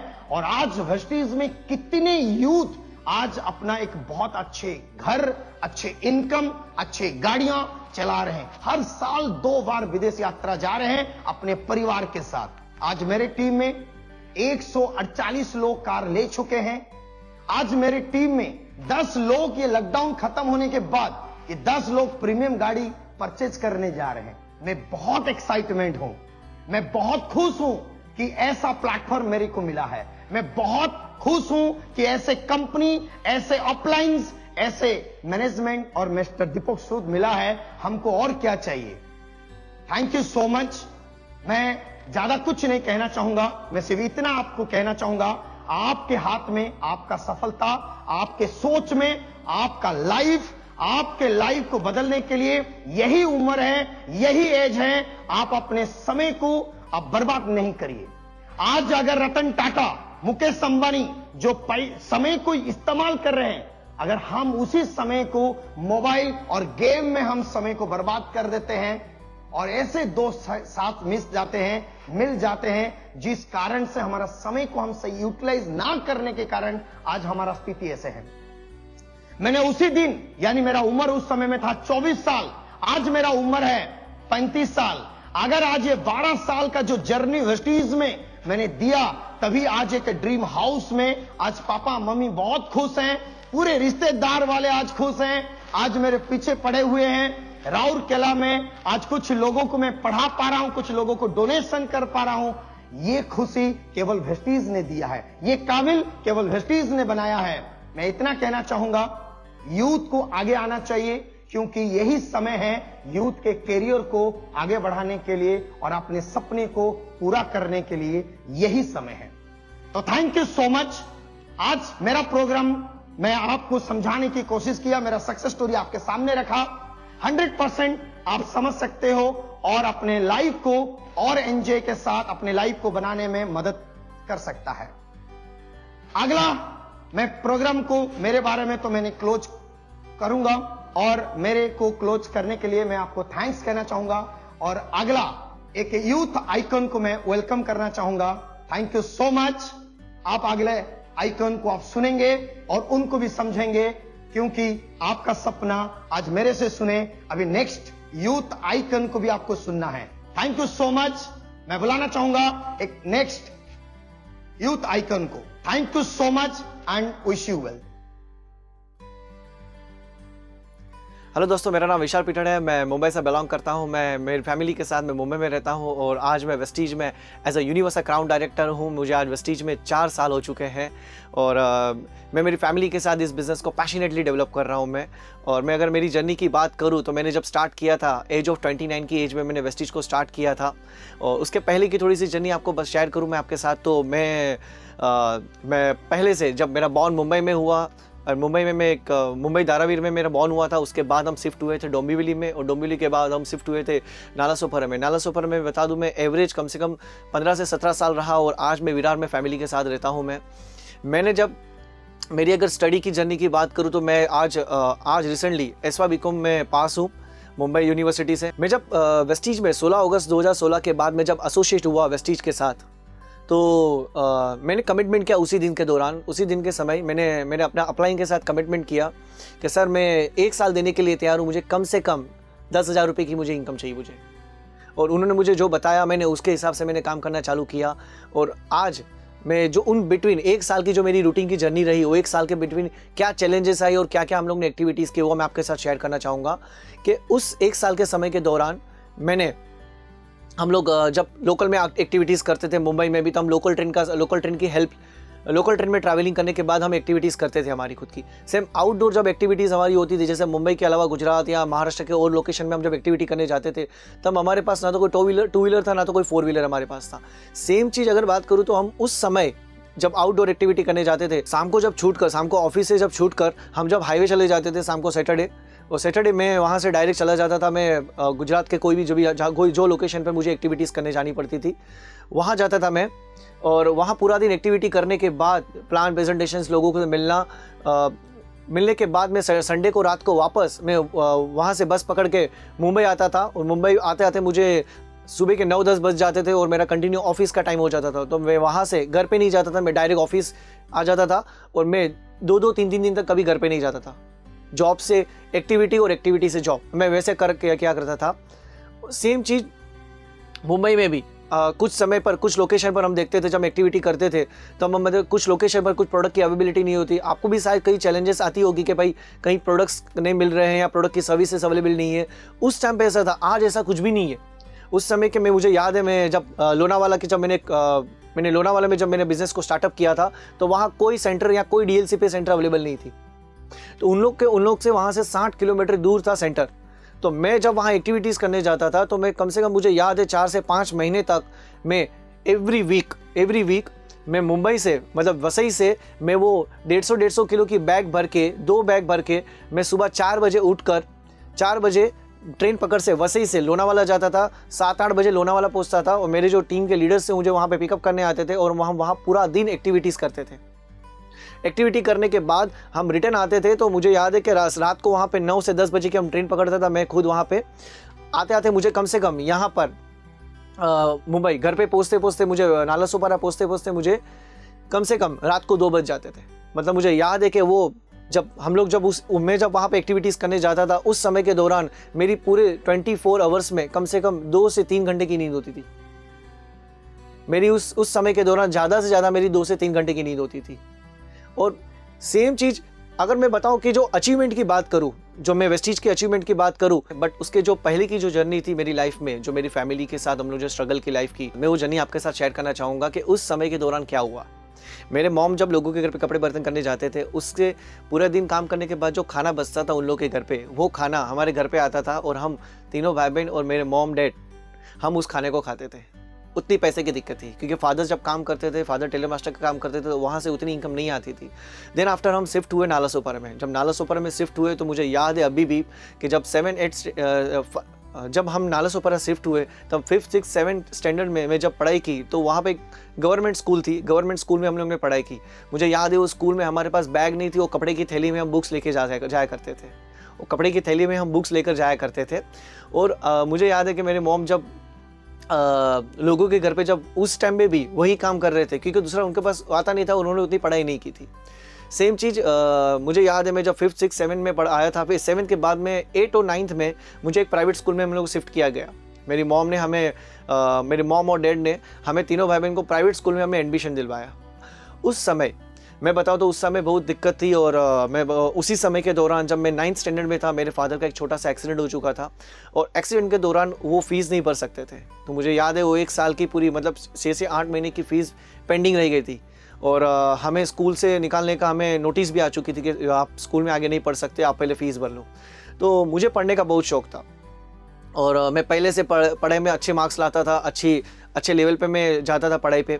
तो मुझे वो चीज़ का मुझे बराबर याद है, जो मेरी सिस्टर को 7th स्टैंडर्ड में और मैं 8th स्टैंडर्ड में था और जब हम 9th में आए तो 9th में और भी जब प्रॉब्लम्स आना चालू हुई। ये साल में बताऊँ तो 1999-2000 का साल था और उस समय के दौरान मुझे फ़ीस भरनी थी। तो मेरे पास उतने पैसे नहीं थे और मॉम उतनी फ़ीस भर नहीं सकते थे। तो मैंने डिसाइड किया कि नहीं, मुझे कुछ ना कुछ करना पड़ेगा। एज ऑफ 12 मैंने सुबह मॉर्निंग में उठकर मैंने लोगों के घर जाकर मैंने न्यूज़पेपर डालना चालू किया। रोज़ लोगों के घर पे न्यूज़पेपर डालना चालू किया। वो मैंने 6 से 8 महीने तक किए। मुझे याद है कि हर पूरे महीने की सैलरी, मुझे महीने की इनकम आती थी उस न्यूज़पेपर बेचने से 135 रुपये आती थी पूरे महीने की। सेम चीज़ अगर मैं बात करूँ तो मुझे पता था कि मेरी जो फ़ीस थी वो 180 रुपये थी और मैं उस पर पेड नहीं कर सकता था 135 रुपये में। और मैं मम्मी के पास पैसे भी दूसरे नहीं मांग सकता था क्योंकि वो जैसे तैसे करके अपना घर चला रही थी। और सेम चीज़ उसी समय के दौरान मैंने सुबह मॉर्निंग में और जल्दी उठ के मैंने दूध लोगों के घर जाके देना चालू किया। मैंने लोगों के घर जाकर दूध देना चालू किया और मुझे वहाँ से 150 रुपीज़ आते थे। मतलब एवरेज मुझे 250 से 300 रुपये आ जाते थे मुझे इस मॉर्निंग में पेपर बेचने से और दूध बेचने से मुझे मॉर्निंग में आते थे। तो मैं मेरी पढ़ाई कंटिन्यू कर रहा था, बट एक छोटा सा मेरा खुद का एक्सीडेंट हो चुका था और मैं उसके बाद में दूध और पेपर नहीं डाल नहीं सकता था और फिर मुझे मजबूरन हमें वो स्टडी छोड़नी पड़ी। मेरी दोनों सिस्टर 8th स्टैंडर्ड में और मैं 9th स्टैंडर्ड में। और मुझे याद है कि वो फ़ीस कुछ मोर देन 10,000 से 12,000 हो चुकी थी बढ़ के हमारी तीनों भाई बहन की। सेम चीज़ अगर थोड़ी सी एक बात करूँ तो जब मैंने एज ऑफ 12 और मुझे पता था कि अभी घर पर बैठकर मैं और कुछ नहीं कर सकता, मुझे कहीं ना कहीं नौकरी करनी पड़ेगी, कहीं ना कहीं जॉब करनी पड़ेगी। तो मैंने एज ऑफ 12 और 13 की एज थी मेरी, एज ऑफ 12-13 की एज थी मेरी। उस एज के दौरान मैंने गारमेंट इंडस्ट्री में कदम रखा। मैंने गारमेंट इंडस्ट्री में स्टार्टिंग से मैंने काम किया। आपने शायद बड़े बड़े शोरूम देखे होंगे मुंबई में, वैसे बड़े बड़े शोरूम में मैंने झाड़ू पोछा करने से लेकर मैंने काउंटर सेल्समैन से लेकर एक परचेस मैनेजर तक मैंने वहाँ काम किया। कम से कम मैं बता दूँ 8 से 9 साल मैंने काम किया वहाँ पर गारमेंट इंडस्ट्री में। मुझे याद है कि मैं जस्ट 2007 से लेकर मुझे याद है कि 2007 से लेकर 2008 तक मैं कुछ मेरे फ्रेंड्स थे जो ऑलरेडी वो अच्छे खासे पढ़े लिखे थे, मैं उनके एसोसिएशन में था। तो मैं उनके पास कुछ ना कुछ थोड़ी चीज़ सीखा करता था और मैं उनके पास से इंस्पायर होकर मैं पॉजिटिविटी एनवायरनमेंट में था। मतलब मुझे कुछ और भी सीखने की इच्छा थी एवरी टाइम। मेरे फ्रेंड है जो इसको मैं थैंक्स कहता हूँ, कल्पेश परमार करके, जो मुझे उन्होंने किताब दी थी 2008 में मुझे किताब दी थी द सीक्रेट। मैंने वो किताब को पढ़ा, मुझे ऐसा लगा कि नहीं अभी मुझे पढ़ना चाहिए क्योंकि मुझे सेकेंड जर्नी ऑफ स्टार्ट करनी चाहिए मेरी स्टडी की। तो 2009 में मैंने 10th का एडमिशन लिया प्राइवेट स्कूल में। 10th के बाद मैंने जब मेरी स्टडी को मैंने आगे बढ़ाया तो मैं 11, 12, 13, 14 मैंने मुंबई यूनिवर्सिटी से की। बट उन बिटवीन जब मैं मुंबई यूनिवर्सिटी से पढ़ाई करता था, मेरी जॉब भी चालू थी गारमेंट इंडस्ट्री। मैंने उस समय के दौरान मैंने एज ऑफ 23 के बाद जब मेरी 10th की एग्ज़ाम थी तो मैंने उस समय के दौरान मैंने एक अकाउंटिंग फील्ड में मैंने स्टडी करना चालू मैंने एक अकाउंटिंग फील्ड में मैंने जॉब करना चालू किया। वहाँ मैं CA के वहाँ काम करता था। उस टाइम पे मेरी 5,000 की सैलरी थी और मैं अकाउंटिंग फील्ड में सीखा करता था सब कुछ। सेम चीज़ मेरी स्टडी भी चालू थी और मेरा जॉब भी चालू था, दोनों चीज़। उन बिटवीन मुझे याद है कि धीरे धीरे करके मैंने सुबह मॉर्निंग में पार्ट टाइम में एक अकाउंट कंसल्टेंसी की ऑफिस थी जहाँ पर मैं सीखने जाता था और मैं पूरे दिन एक CA के वहाँ जॉब करने जाता था और उसके साथ साथ मैं मेरी स्टडी भी किया करता था। जो मेरी FY BCom के बाद मेरी जो स्टडी थी वो स्टडी को मैं पूरा कर रहा था। मैंने मेरे जॉब से मैंने और एक जॉब को शिफ्ट किया था। उस जॉब में मैं लास्ट कंटिन्यू 4 साल से वर्किंग कर रहा था मैं। पर 4 साल में जो मेरी स्टार्टिंग सैलरी थी 11,000 और बढ़कर मेरी 12,000 सैलरी हुई थी। वो सैलरी कम से कम लास्ट बता तो 3 साल तक वो सैलरी बढ़ी नहीं कभी। 12 साल तक 12,000 की सैलरी, वो मेरी 12,000 की सैलरी 3 साल तक कभी बढ़ी नहीं। उन बिटवीन मेरे एक फ्रेंड ने मिस्टर रमा सोलंकी जी है, उन्होंने मुझे वेस्टीज के बारे में मुझे बताया। मुझे एक वेस्टीज की ट्रेनिंग में मुझे इनवाइट किया। एक मीटिंग थी मुंबई में जो ऑर्चिड प्लाजा में मीटिंग थी, मुझे वहाँ पे इनवाइट किया और मैं फर्स्ट टाइम ये मीटिंग वेस्टीज की मीटिंग को मैंने अटेंड किया और वहाँ पर मैं देखा था कि मुझे फर्स्ट टाइम मैंने कंपनी के एमडी, हमारे कंपनी के एमडी को मैं मिला, मिस्टर गौतम बाली जी वहाँ पे थे और हमारे मेंटर मिस्टर एसपी भारिल जी भी थे वहाँ पे थे। मैंने वहाँ वो ट्रेनिंग, मैं शाम को, मुझे याद है मैं एवरेज 4 बजे वो ट्रेनिंग अटेंड करने गया था मैं, और वहाँ कम से कम 3 घंटे की ट्रेनिंग थी। आफ्टर ट्रेनिंग के बाद भी हम लोग बैठे थे। मुझे वो आफ्टर मीटिंग के बाद मेरा विज़न क्लियर हुआ कि नहीं, डायरेक्ट सेलिंग इंडस्ट्री में एक ऐसी भी कंपनी है जहाँ पर मेरे सपने 100% पूरे हो सकते हैं। तो मैंने वेस्टीज के बारे में और भी डिटेल जानी, और भी इंफॉर्मेशन मेरे अपलाइन के पास से मैंने ली। मैंने कुछ वीडियोस ऑडियोज़ मैंने देखी, जो मुझे ट्रेनिंग चाहिए थी। मैंने वेस्टीज की बहुत सारी जो ट्रेनिंग होती थी ऑल ओवर इंडिया में जहाँ पर ट्रेनिंग हो रही है हमारी, वो ट्रेनिंग मैंने अटेंड की। और वो ट्रेनिंग अटेंड करते करते मैंने पूरा क्लिस्टन क्लियर हो चुका कि नहीं, अभी मुझे वेस्टीज में मुझे फुल फ्लैश में मुझे काम करना चाहिए। सेम चीज़ मैं जब 16 अगस्त 2016 की मीटिंग थी, मेरी फर्स्ट मीटिंग, वो मीटिंग अटेंड करने के बाद मैंने कमिटमेंट किया, मेरे जो भी अप्लाई मैंने 16 अगस्त की जो मेरी मीटिंग थी, आफ्टर मीटिंग के बाद जब मेरी 16 अगस्त की जो मेरी मीटिंग फिनिश हुई, वो मीटिंग के बाद आफ्टर एसोसिएट विद वेस्टीज मैंने डिसाइड किया कि मुझे कम से कम इस बिज़नेस से मुझे कम से कम 10,000 रुपये की इनकम आनी चाहिए पर मंथ। और मेरे अपलाइन जिन्होंने मुझे अपॉर्चुनिटी शेयर की, जिन्होंने मुझे बिज़नेस के बारे में बताया, मिस्टर सागर जी और मिस्टर रमा जी ने मुझे बताया, मैं उनके पास कमिटमेंट किया कि सर मुझे सिर्फ 10,000 रुपये आना चाहिए। मैं 10,000 मुझे आ जाएंगे, एक पर महीने 10,000 रुपये आ जाएंगे मुझे, तो मैं 1 साल देने के लिए आपको तैयार हूँ, मुझे सिर्फ 10,000 रुपये चाहिए। आप बताइए मुझे क्या करना है क्या नहीं। मैंने उनसे बात कर ली, उन्होंने बताया कि विशाल आप इस तरह से काम कर सकते हो। मैंने उस टाइम पे मेरा माइंड क्लियर किया और मैंने मैं जो पार्ट टाइम जो जॉब किया करता था उसके साथ साथ मेरी जॉब थी, जॉब के शाम को 7 से 8 बजे के बाद छूटने के बाद मैं उस 1 साल के दौरान मैं कभी भी मुझे याद है कि जब से स्टार्टिंग से मैंने जब बिज़नेस को 16 अगस्त से मैंने एक्टिविटीज़ करना स्टार्टअप की, मैंने उस समय के दौरान कभी 12 या 2 बजे के पहले घर पे नहीं गया। मैं जॉब के साथ डायरेक्ट, मेरी बैग रेडी थी, मेरी बैग में मेरी किट रेडी थी, मेरी टूल्स रेडी थी, और मैं उस समय मेरे जॉब से डायरेक्ट मैं एक्टिविटी के लिए जाया करता था, लोगों को मिला करता था। मुझे याद है कि उस समय मेरे पास कुछ भी, ना तो कोई 2 व्हीलर था ना तो कोई 4 व्हीलर था। मैं यहाँ लोकल ट्रेन की ट्रैवलिंग से मैं मेरी एक्टिविटीज़ करता था, लोगों को मिलने जाता था, लोगों को प्लान प्रेजेंटेशन शेयर करने जाता था। और उस 6 महीने के दौरान अगर क्या चैलेंजेस आई मेरी लाइफ में, क्या मैं एक्टिविटीज़ कर रहा था, मुझे क्या क्या चैलेंजेस फेस करनी पड़ी। फर्स्ट के मैं जब लोकल में ट्रैवलिंग करता था, कुछ लोग ना बोलते थे, कुछ लोग हाँ भी बोलते थे। बट जब हम लोग मुंबई से आउट ऑफ स्टेशन, जैसे मैं बता दूं गुजरात है या महाराष्ट्र के कोई दूसरे शहर में हम एक्टिविटी करने जाते थे, तो हमारे पास उतना समय नहीं होता था, क्योंकि जॉब से हम लोग स्पेशल छुट्टी लेके हम नहीं जाया करते थे। हम हमारे संडे को जो हमें छुट्टी मिलती थी मुझे, तो मैं सैटरडे को इवनिंग को मैं हाईवे चला जाता था। हाईवे से बस पकड़ के मैं गुजरात का जो भी लोकेशन में मुझे एक्टिविटीज़ करने जाती मैं वहाँ चला जाता था। उसके बाद वहाँ पूरा दिन संडे को एक्टिविटीज़ करता था, और वो जो एक्टिविटी करने के बाद मैं संडे को रात को वापस मैं वहाँ से बस पकड़ के वापस हाईवे आता था, और मंडे को मॉर्निंग मैं घर भी नहीं जाता था, मैं डायरेक्ट ऑफिस आ जाता था। आज ये मतलब मैं 2 से 3 दिन तक मैं मेरे घर पे नहीं जाता था और एक्टिविटीज़ करने के लिए हम लोग जाते थे। सेम चीज़। और कभी ऐसा भी होता था कि हम कुछ लोकेशन पे जाते थे, वहाँ पर हमें कोई एक 0 रिजल्ट मिलता था, ऐसा भी होता था। बट और हमने कभी भी हमारे पास उस टाइम पे फाइनेंशियली बहुत प्रॉब्लम्स थी कि मैं उतने ट्रैवलिंग एक्सपेंस नहीं कर सकता था। और क्योंकि उस समय मुझे याद है कि उस समय में मेरी लोन भी चालू थी घर की, तो वो लोन के लिए मुझे मेरी सैलरी से भी कम गिर रहे थे। मेरे जॉब और दोनों इनकम से मुझे वो लोन पेडअप करता था, पर मैं घर पे मेरे मॉम डैड को कुछ पैसे नहीं दिया करता था। उस समय के दौरान मुझे याद है कि जो हमारी जो स्ट्रगल थी, जब मैंने बिज़नेस को स्टार्टअप किया था 16 अगस्त 2016 को, तो उस समय हमें आउटडोर जाके एक्टिविटीज़ करते थे। मतलब हमारे कोई कांटेक्ट नहीं थे कि हम कोई टीम लेकर आए नहीं थे कि हम वहाँ पर टीम लेकर यहाँ पे ज्वाइन करके हम अपना बड़ा बिजनेस करें। नहीं, हमारे पास कोई टीम नहीं थी। हमने 0 से स्टार्ट किया। हमने सोशल मीडिया का इस्तेमाल किया, सोशल मीडिया के पूरा कांटेक्ट करना चालू किया, लोगों से पर्सनल मिलना चालू किया। अगर मैं अचीवमेंट की बात करूँ तो आज वेस्टीज में जब मेरा फर्स्ट मंथ का मेरा चेक था 315 रुपया, सेकेंड मंथ का मेरा चेक था 3,177 रुपीज़, और मेरा थर्ड मंथ का चेक था 11,391 रुपया। और वही मैं बताऊं, मेरा 6th मंथ का जो मेरा चेक था 52,000 प्लस। और मैं वही धीरे धीरे मैं करके देखता था। मुझे वेस्टीज में 1 साल हो चुके थे, और मेरा जो 13 मंथ का मेरा चेक था 1,04,000 रुपीज़। और आज की तारीख में देखा जाए तो मुझे कंप्लीटली 4 साल हो चुके हैं वेस्टीज में, और वेस्टीज का मेरा हाईएस्ट चेक, ये लॉकडाउन के दौरान मेरा हाईएस्ट चेक आया हुआ है 3,73,000 रुपीज़। आप सोच सकते हो कि वेस्टीज की जर्नी के दौरान, ये जो 4 साल की जर्नी के दौरान मेरी लाइफ में क्या क्या बदलाव आए। मैंने इसी बिजनेस के थ्रू मैंने मेरी फर्स्ट ड्रीम कार मैंने ली मेरी वेस्टीज के थ्रू, टोयोटा यारिस कार, जो 14.5 लाख की थी।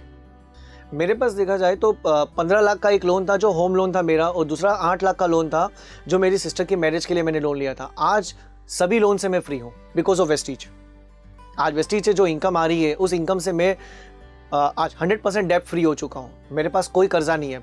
और आज जो मेरा ड्रीम है, मेरे मॉम डैड के लिए मुझे एक ड्रीम हाउस लेना है, तो मैं आज उसके लिए पूरा प्रिपरेशंस करके रखा हूँ कि विद इन 1 ईयर, आज 1 साल के दौरान जब मेरे मॉम का बर्थडे आ रहा है, उस बर्थडे के दौरान मुझे मेरे मॉम को उनका ड्रीम हाउस उनको गिफ्ट करना है।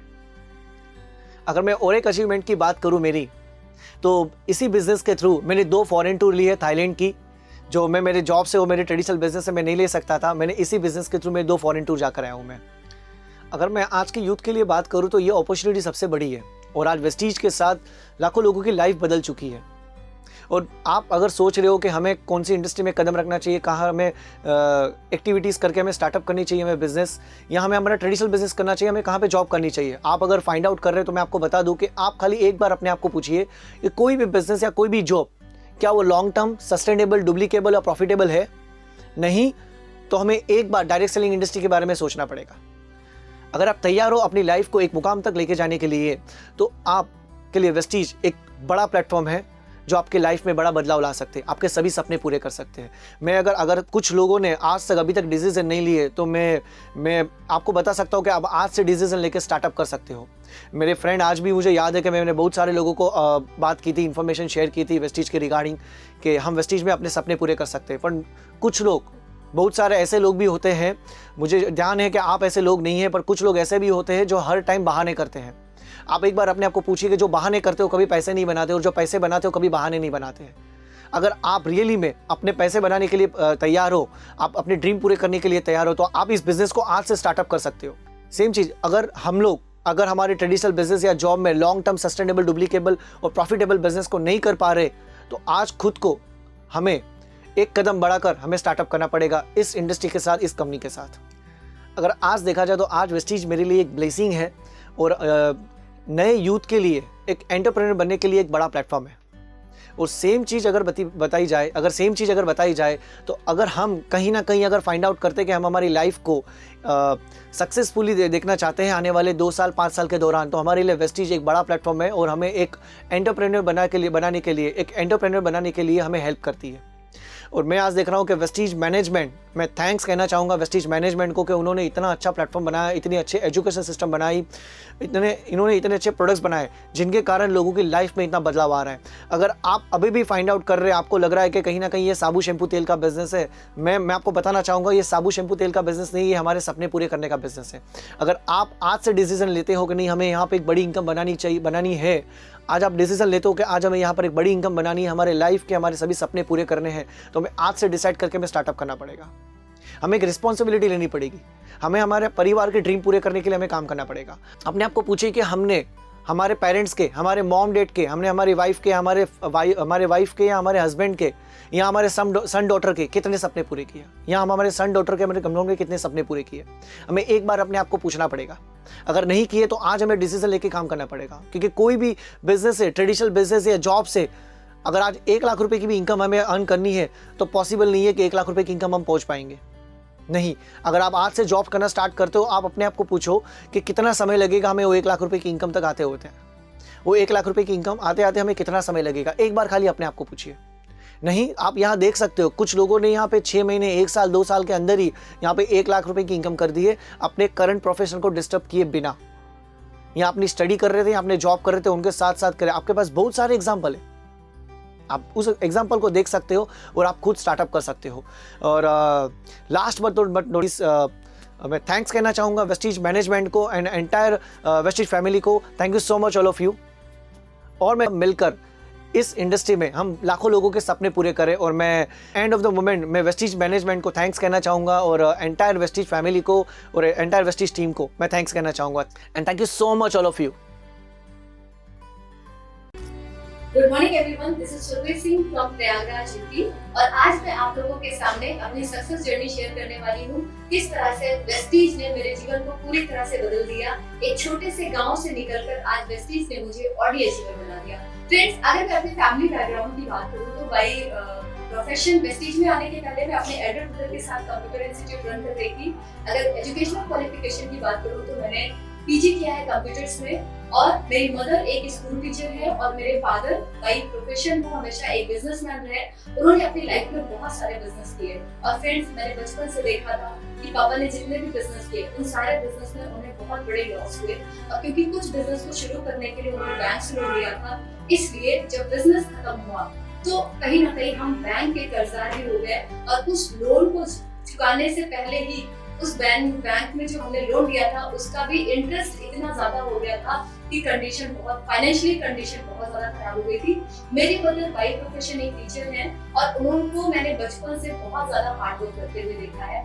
वो स्कूल में पढ़ाया करती थी, स्कूल में पढ़ाने के बाद फिर स्कूल में ही रुककर कोचिंग क्लासेस चलाती थी जहाँ पे वो 2-3 घंटे कोचिंग पढ़ाती थी और उसके बाद जब मम्मी घर आती थी तो अगेन बहुत सारे स्टूडेंट्स उनसे घर पे भी पढ़ने आते थे। ऐसा कई बार होता था कि उन्हें स्कूल से आने में लेट हो जाता था और उन स्टूडेंट्स को मैं पढ़ाना शुरू कर देती थी। और जब मैंने पढ़ाना शुरू किया फ्रेंड्स, उस समय मैं 7th क्लास में पढ़ रही थी। जिन स्टूडेंट्स को मैं पढ़ाया करती थी वो भी मेरी सेम क्लास के थे और मुझे बहुत ऑनर फील होता था जब मेरी ही एज के स्टूडेंट मुझे मैम बुलाते थे। मुझे सिग्नेचर बनाना बहुत अच्छा लगता था, उन स्टूडेंट्स को गुड देना बहुत अच्छा लगता था और इसी तरह से मेरे करियर की शुरुआत हो गई। मेरे पेरेंट्स ने मेरे लिए जो करियर डिसाइड किया था दैट वाज टीचिंग प्रोफेशन, क्योंकि मेरी मम्मी टीचर हैं और ऐसा माना जाता है कि लड़कियों के लिए जो सबसे सुरक्षित और सम्मानित जॉब है वो टीचिंग है। तो इसीलिए मेरे पेरेंट्स ने मेरे लिए यही करियर डिसाइड किया था। जब मैंने नेटवर्क मार्केटिंग इंडस्ट्री के बारे में जाना तब मैंने डिसीजन लिया था कि फ्रेंड्स मुझे अपना करियर यहाँ पे बनाना है, क्योंकि पापा के बहुत सारे बिजनेस कोलैप्स हुए थे, इसलिए फाइनेंशियली कंडीशन बहुत ज्यादा खराब रहती थी और मम्मी बहुत ज्यादा हार्ड वर्क करती थी। तो बचपन से हमेशा एक चीज सोची थी कि बहुत जल्दी से कुछ काम करना है, पैसे अर्न करने हैं और पैसे अर्न करके फैमिली को कंट्रीब्यूट करना है, सपोर्ट करना है, जो भी उस समय कर सकते थे।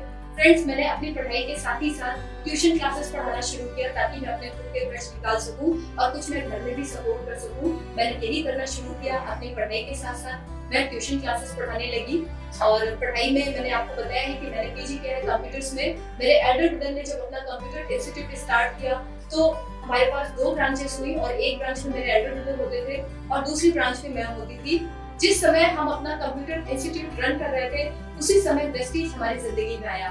फ्रेंड्स, जनरली फीमेल्स को इस इंडस्ट्री के लिए फिट नहीं माना जाता है। लोगों को लगता है कि ये काम उनके स्टैंडर्ड का नहीं है, लेकिन मुझे बहुत ही प्राउड होता है कि पापा ने मुझे इस इंडस्ट्री के लिए उन्होंने मुझे लॉन्च किया और आज उनका ये डिसीजन बिल्कुल सही हो रहा है। आज बहुत सारे फीमेल्स, बहुत सारे स्टूडेंट्स वेस्टीज को अपना करियर बना रहे हैं और इसके पोटेंशियल को समझ पा रहे हैं। फ्रेंड्स, बहुत सारे स्टूडेंट्स सालों की तपस्या करने के बाद भी एक छोटी मोटी नौकरी के लिए कितना ज्यादा स्ट्रगल करते हैं, लेकिन वेस्टीज में आज बहुत सारे स्टूडेंट 1 साल 2 साल 3 साल की अच्छी लर्निंग के साथ लाखों रुपए महीने कमा रहे हैं।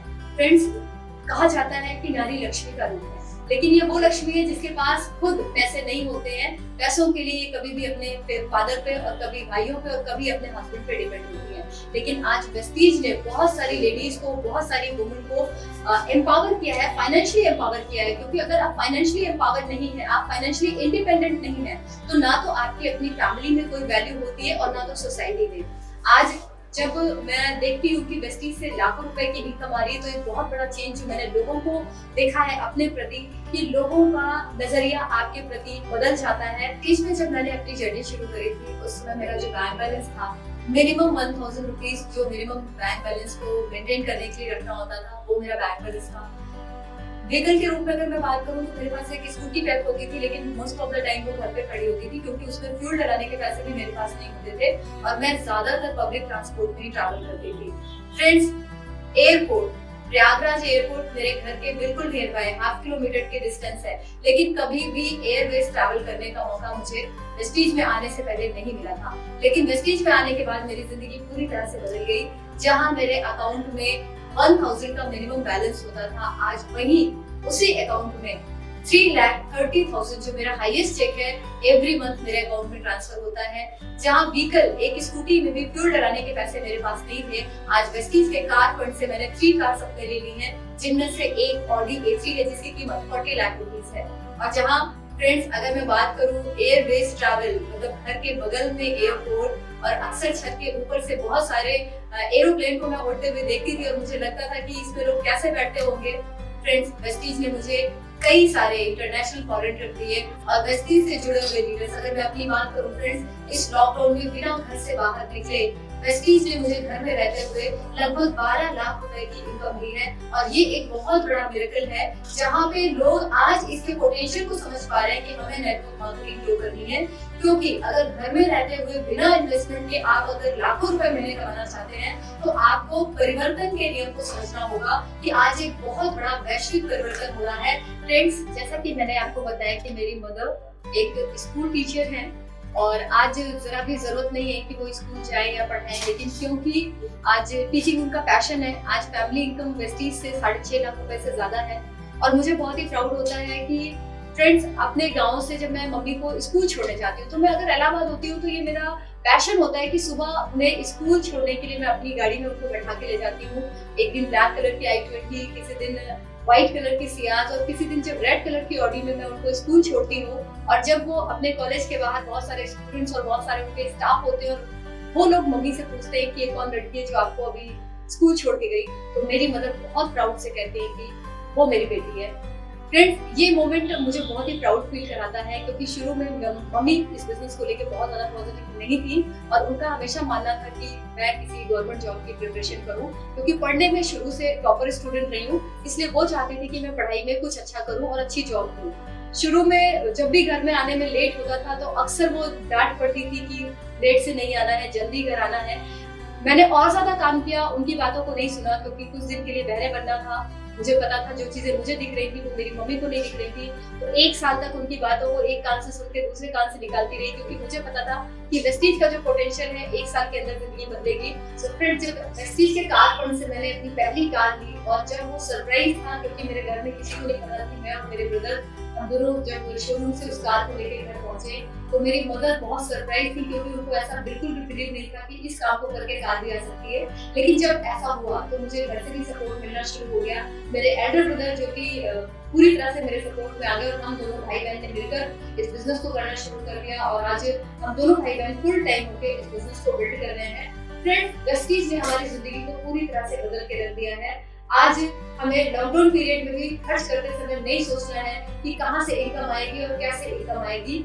आज ऑनलाइन मीटिंग्स करके, जूम मीटिंग करके बहुत तेजी से बिजनेस को ग्रो किया जा रहा है और ऐसा बिल्कुल नहीं लग रहा है कि कहीं पर भी मंदी का दौर है या बिजनेस में किसी भी तरह का डाउनफॉल है, बल्कि चीजें बिल्कुल जस्ट अपोजिट है कि इस लॉकडाउन में भी बिजनेस बहुत तेजी से ग्रो कर रहा है। बहुत सारी कार्स आ रही है लॉकडाउन पीरियड में और लोग अपनी इनकम को बढ़ा पा रहे हैं। फ्रेंड्स जैसा कि मैंने आपको बताया कि मैं एक छोटे से गांव से हूँ और मैं जिस गांव से हूँ वहाँ पे कोई भी लड़की कार ड्राइव नहीं करती है। अगर आप कभी मेरे गांव आएंगे और आप सिर्फ लोगों से ये पूछेंगे कि मुझे वहां जाना है और उस लड़की के घर जाना है जो कार ड्राइव करती है, लोग आपको मेरे घर तक छोड़ के जाएंगे। अगर मैं अपने सिटी की बात करूं तो बहुत सारी लग्जरी कार मेरे शहर में होंगी और लोग चला रहे हैं, लेकिन अगर मैं बात करूं वो कार किसी के पति की होगी या किसी के पिता की होगी। और वेस्टीज ने मुझे इस काबिल बनाया कि आज ऑडी A3 जो मैं ड्राइव करती हूँ वो मेरे अपने नाम की है और मेरी अपनी इनकम से है। ये बात बहुत ही ज्यादा मुझे प्राउड फील कराती है। फ्रेंड्स आज ये रियलाइज होता है कि कुछ साल पहले लिया गया एक डिसीजन जिसने पूरी तरह से जिंदगी को बदल के रख दिया है। आज पूरी तरह से फाइनेंशियली अगर मैं बात करूँ लाइफ बदल चुकी है और बहुत सारे लोग आज नाम से पहचानते हैं और बहुत ही ज्यादा लोगों का प्यार और सम्मान मिल रहा है। तो फ्रेंड्स मुझे ऐसा लगता है कि आज वेस्टीज हम सभी के लिए एक बेहतरीन बिजनेस अपॉर्चुनिटी है, खासकर स्टूडेंट्स के लिए, क्योंकि स्टूडेंट्स अपने करियर को लेके बहुत ज्यादा उन्हें टेंशन भी होती है कि कहाँ जाएंगे, क्या करेंगे। और मुझे लगता है कि जब हम कॉलेज में होते हैं उसी समय से हमारी प्लानिंग होने लगती है कि हमें फ्यूचर में क्या बनना है या क्या करना है। हमारी तैयारी तो बहुत अच्छी होती है लेकिन शायद हमारे पास अपॉर्चुनिटीज नहीं होती है। फ्रेंड्स अगर मैं बात करूं कि आप अगर देश का प्रधानमंत्री बनना चाहें और 1000 लोगों में इक्वली क्वालिटीज है तो क्या 1000 लोग देश का प्रधानमंत्री बन सकते हैं? नहीं, क्योंकि सीट एक है इसलिए मौका भी सिर्फ एक को मिलेगा। लेकिन अगर मैं बात करूं वेस्टीज की, तो वेस्टीज में अगर 1 लाख लोग भी क्राउन बनना चाहते हैं और लाखों रुपए महीने कमाना चाहते हैं, तो यस, हम सभी के पास अपॉर्चुनिटी है। सीट्स अनलिमिटेड है, सीट्स की कोई भी लिमिटेशन यहाँ पे नहीं है। ये बात मुझे समझ में आ गई थी, क्योंकि मैं देखती थी बहुत ज्यादा इंटेलिजेंट स्टूडेंट्स को जो रात भर दिन भर कड़ी मेहनत करके पढ़ाई करते थे और हर साल कभी वो मेंस में अटकते थे, कभी रिटन में अटकते थे और बहुत सारे स्टूडेंट्स तो इंटरव्यू में जाके रिजेक्ट हो जाया करते थे। इतने सारे रिजेक्शंस के बाद तो मुझे लगा कि अगर नेटवर्क मार्केटिंग वेस्टीज करते हुए भी मुझे कुछ लोग मना कर रहे हैं तो इसमें कोई बुराई नहीं है, क्योंकि रिजेक्शन तो हर जगह झेलना ही पड़ रहा है। आप किसी वनडे एग्जाम्स की तैयारी कर रहे हैं तो क्या वहां पे पहली बार में आपका सिलेक्शन होता है? नहीं, दूसरी बार में भी नहीं होता, फिर चौथी बार में भी नहीं होता है। मैंने हजारों ऐसे स्टूडेंट्स को देखा है जो सालों से तपस्या करते हैं, रिजेक्शन और उसके बाद वो अपना सामान पैकअप करके अपने घर वापस लौट जाते हैं। अगर 1000 वैकेंसीज आती हैं तो 10 लाख लोग फॉर्म भरते हैं। आप खुद सोचिए कितनी बड़ी तपस्या करनी पड़ती है। और आज के सीन को देखते हुए तो वो वैकेंसीज भी खत्म हो गई हैं, वो नौकरियां भी हटा दी गई हैं। तो अब हमारे पास विकल्प ही क्या बचा वेस्टीज के अलावा? वेस्टीज एक ऐसा बिजनेस है जो आपको इस लॉकडाउन पीरियड में भी आपका बिजनेस बंद नहीं हो रहा है। फ्रेंड्स, मुझे याद है कि लॉकडाउन पीरियड में इलाहाबाद की मैं बात करूं तो सिर्फ 2 शॉप्स खुलती थी, एक तो मेडिकल स्टोर्स और दूसरा ग्रोसरी स्टोर। अगर मैं वेस्टीज की बात करूं, हमारे भी स्टोर्स खुल रहे थे। ये जरूर था कि टाइम लिमिटेशन थी, 3 to 4 आवर्स ही खुलते थे। अगर मैं बात करूं ग्रोसरी, आज वेस्टीज के पास बेस्ट डील है जो हमारी बेसिक नीड के प्रोडक्ट हैं जो हमें डेली लाइफ में चाहिए ही चाहिए। सो फ्रेंड्स, जब लोगों ने साबुन, तेल, मंजन, चाय की पत्ती लगानी नहीं छोड़ी लॉकडाउन में भी, तो हमारी इनकम कैसे रुक सकती थी? लॉकडाउन में भी लोगों के घरों में लाखों रुपए की इनकम गई। और उससे भी बड़ी बात, लॉकडाउन में जहां बहुत सारी कंपनियों ने अपने एम्प्लॉइज की छटनी करी, उनकी सैलरी को कट किया, वेस्टीज में एक भी एम्प्लॉय को निकाला नहीं गया और किसी की भी सैलरी नहीं रोकी गई। ऑनलाइन लगातार जूम मीटिंग चलती रही और बल्कि मैं तो सरप्राइज हूँ, अगर मैं यूपी की बात करूँ, हर दिन सीएनटी होती है। 1000 से ज्यादा लोग सीएनटी अटेंड करते हैं। और अगर मैं बात करूँ तो कहाँ इलाहाबाद में एक सीएनटी होती थी और एक सीएनटी में 1000 लोग आते थे। आज की डेट में पर डे 1000 लोग सीएनटी अटेंड कर रहे हैं, यानी कि 30 दिन में 30,000 लोग सीएनटी को अटेंड कर पा रहे हैं। तो ऑनलाइन ने हमारे बिजनेस को और भी ज्यादा सपोर्ट कर दिया है, टेक्नोलॉजी ने हमारे बिजनेस को और भी ज्यादा कई गुना बढ़ा दिया है। फ्रेंड्स, कुछ दिन पहले मैंने फेसबुक पे कुछ लाइन्स पढ़ी, वैसे तो बड़ा जोक टाइप का लग रहा था। उसमें लिखा था कि पढ़ेगा युवा, लड़ेगा युवा और उसके बाद अगर बचेगा तो नौकरी करेगा युवा। यस फ्रेंड, यही सच्चाई है। आज बेरोजगारों की संख्या लगातार तेजी से बढ़ती जा रही है क्योंकि लोगों के पास अपॉर्चुनिटीज नहीं है। और हम बेरोजगार किसे कहते हैं? क्या कोई व्यक्ति जो कोई स्टूडेंट, कोई नौजवान जो इलिटरेट है, क्या हम उसे बेरोजगार बोलते हैं? नहीं, बेरोजगार हम उसे बोलते हैं जो ग्रेजुएट है और ग्रेजुएट होने के बाद भी उसके पास करने के लिए कोई काम नहीं है। और बेरोजगारी से भी ज्यादा बड़ा चैलेंज जो हमारे यहाँ इंडिया में है वो है अंडर एम्प्लॉयमेंट। मीन्स कि आज हमारे यहाँ बहुत सारे लोग अपनी योग्यता से कम कमा रहे हैं। मीन्स उनकी जो योग्यता है वो उतनी अच्छी नौकरी नहीं पा रहे हैं। अगर किसी ने बीएड किया है, एमटेक किया है, एमबीए किया है, फ्रेंड्स, डी ग्रुप की वैकेंसी आने पर भी ये सारे के सारे लोग लाइन लगाते हैं। और कहीं पर भी अगर डी ग्रुप की वैकेंसी है, सारे के सारे पीएचडी वाले भी फॉर्म भरते हैं, वो भी जाके वहाँ पे नंबर लगाते हैं। ऐसा क्यों हो रहा है? क्योंकि अपॉर्चुनिटीज बिल्कुल नहीं है, जीरो है। सो फ्रेंड्स, वेस्टीज को अपना करियर बनाइए। जिस तरह से आप 25 साल की तपस्या करते हैं, पढ़ाई करते हैं और आपको पता भी नहीं है कि जिस जॉब के लिए आप प्रिपरेशन कर रहे हैं वहाँ पे आपका क्या होने वाला है, लेकिन वेस्टीज में सफलता निश्चित है। अगर आप पूरी तरह से सिस्टम को फॉलो करते हुए आप तैयारी करते हैं, सबमिशन में काम करते हैं, तो 101% आप वेस्टीज में लाखों रुपए महीने कमा सकते हैं और लाखों स्टूडेंट्स को आप रोजगार दे सकते हैं। क्योंकि गवर्नमेंट भी कह रही है don't be a job seeker, be a job creator. अगर गवर्नमेंट कह रही है कि हमें जॉब नहीं ढूंढनी है, हमें लोगों को रिक्रूटमेंट करना है, तो फ्रेंड्स आप क्यों तैयारियों में अपना टाइम वेस्ट कर रहे हैं? आप जो भी पढ़ाई कर रहे हैं उस पढ़ाई के साथ वेस्टीज को as a career part time में जरूर बिल्ड करें, क्योंकि जहाँ पे आप तैयारी कर रहे हैं वहाँ पे कोई श्योरिटी नहीं है, लेकिन वेस्टीज में 101% श्योरिटी है कि आप इकोनॉमिकली इंडिपेंडेंट जरूर होंगे। और आज लाखों स्टूडेंट्स वेस्टीज से जुड़ के अपनी इनकम को लाखों रुपए कर चुके हैं।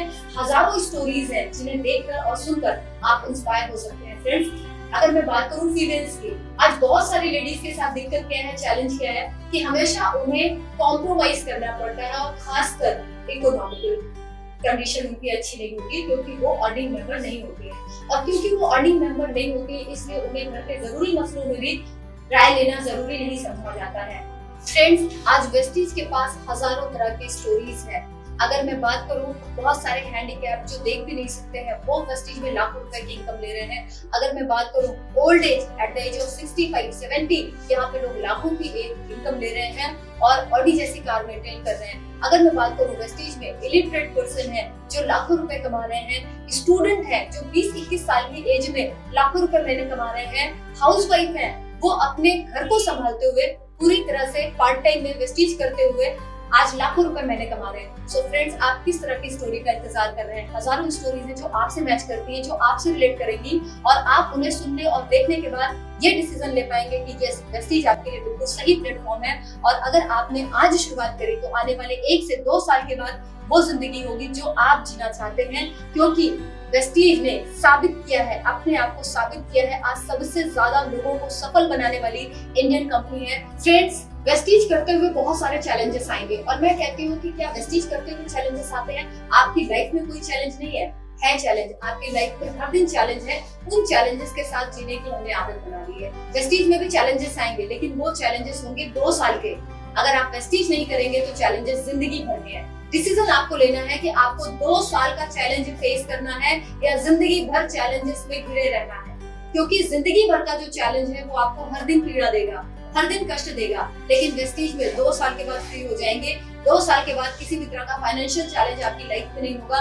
2 साल के बाद किसी भी तरह का हेल्थ चैलेंज आपके साथ नहीं होगा। आपका मान सम्मान इतना ज्यादा बढ़ चुका होगा जो आपको मेंटल पीस देगा, आपको एक सेटिस्फैक्शन देगा। फिर वेस्टीज को करते हुए कई सारे चैलेंजेस मेरे साथ भी आए, क्योंकि वो भी आपके बिजनेस का पार्ट है और आप बिना इसे ओवरकम किए सफलता नहीं अचीव कर सकते हैं। बहुत सारे लोगों के रिजेक्शन, बहुत सारे लोगों ने मना किया, बहुत सारे लोगों ने कहा कि यहाँ पे कुछ ही लोग सफल हो पाते हैं, या ये इंडस्ट्री फीमेल्स के लिए नहीं है, यहाँ पे बहुत ज्यादा जेंट्स जो बहुत ज्यादा ट्रैवल कर सकते हैं, लेट नाइट काम कर सकते हैं, सिर्फ वही सफल होंगे। लेकिन मैंने किसी की नहीं सुनी। मैंने सिर्फ अपने आप को फोकस किया अपने उस ड्रीम के लिए, जिस ड्रीम के लिए मैं काम कर रही थी। लगातार लोगों के रिजेक्शन झेलते हुए, क्योंकि मैंने एजुकेशन सिस्टम को अडॉप्ट किया। और जब आप मीटिंग, ट्रेनिंग और बहुत सारे ट्रेनिंग सेशन से जुड़ जाते हैं तो फ्रेंड्स, आपको रिजेक्शन से ओवरकम करना आ जाता है। आपको ये पता हो जाता है how to deal with rejection. और यही मैंने किया, अपने आप को एजुकेशन सिस्टम के साथ सबमिट कर दिया। और सबमिट करने से ही मैंने देखा कि बहुत सारी रिजेक्शन जो मुझे स्टार्टिंग में ज्यादा मिल रही थी वो धीरे धीरे कम होती गई, क्योंकि अब नॉलेज आ रही थी। और नॉलेज के आने से रिजेक्शन कम होता है। जब नॉलेज आती है तो आपका कॉन्फिडेंस बढ़ता है। जब नॉलेज और कॉन्फिडेंस बढ़ेगा और आप एक्शन लेना शुरू करेंगे तो ऑब्वियसली आपके रिजल्ट बढ़ जाएंगे। और जब आपका रिजल्ट बढ़ता है, आपके पास अचीवमेंट होती है, तो कहते हैं कि उठते सूरज को दुनिया सलाम करती है। फ्रेंड्स, ऐसा ही हुआ और धीरे धीरे करके लोगों ने लीडरशिप को एक्सेप्ट करना शुरू किया और लोगों ने ज्वाइन करना शुरू किया। चीजें बदलनी शुरू हो गई। जो लोग मना करते थे उन्होंने भी हाँ कहना शुरू कर दिया।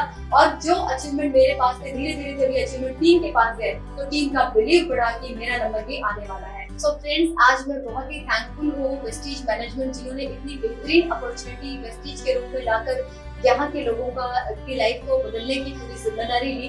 और लगातार अपने आप को अपग्रेड करते जा रहे हैं, सिस्टम को अपग्रेड कर रहे हैं, न्यू टेक्नोलॉजी का यूज कर रहे हैं, ताकि ज्यादा से ज्यादा लोग इस सिस्टम का फायदा ले सके। और अंत में मैं आप सभी से यही कहना चाहूंगी कि आप सभी वेस्टीज का पार्ट बने। तो आपका लिया गया एक डिसीजन सिर्फ आपके लिए, आपके जनरेशन की लाइफ को चेंज कर सकता है। आपकी जनरेशन बदल जाएंगी। So friends, be a part of Vestige. इसी के साथ मैं बहुत ही ज्यादा थैंकफुल हूँ वेस्टीज मैनेजमेंट का, जिन्होंने एक बेहतरीन अपॉर्चुनिटी लोगों को दी और लोग इसका फायदा लेते हुए अपने आप को इकोनॉमिकली इंडिपेंडेंट कर पा रहे हैं। साथ ही साथ में अपने सभी अप्लायंस का, जिन्होंने मुझे ये सिस्टम दिया और साथ में मुझे हमेशा सिखाया, एजुकेशन दी, और आज मैं इस लायक हो पाई कि आज आप लोगों के साथ सामने हूँ। So thank you so much everyone. Thank you.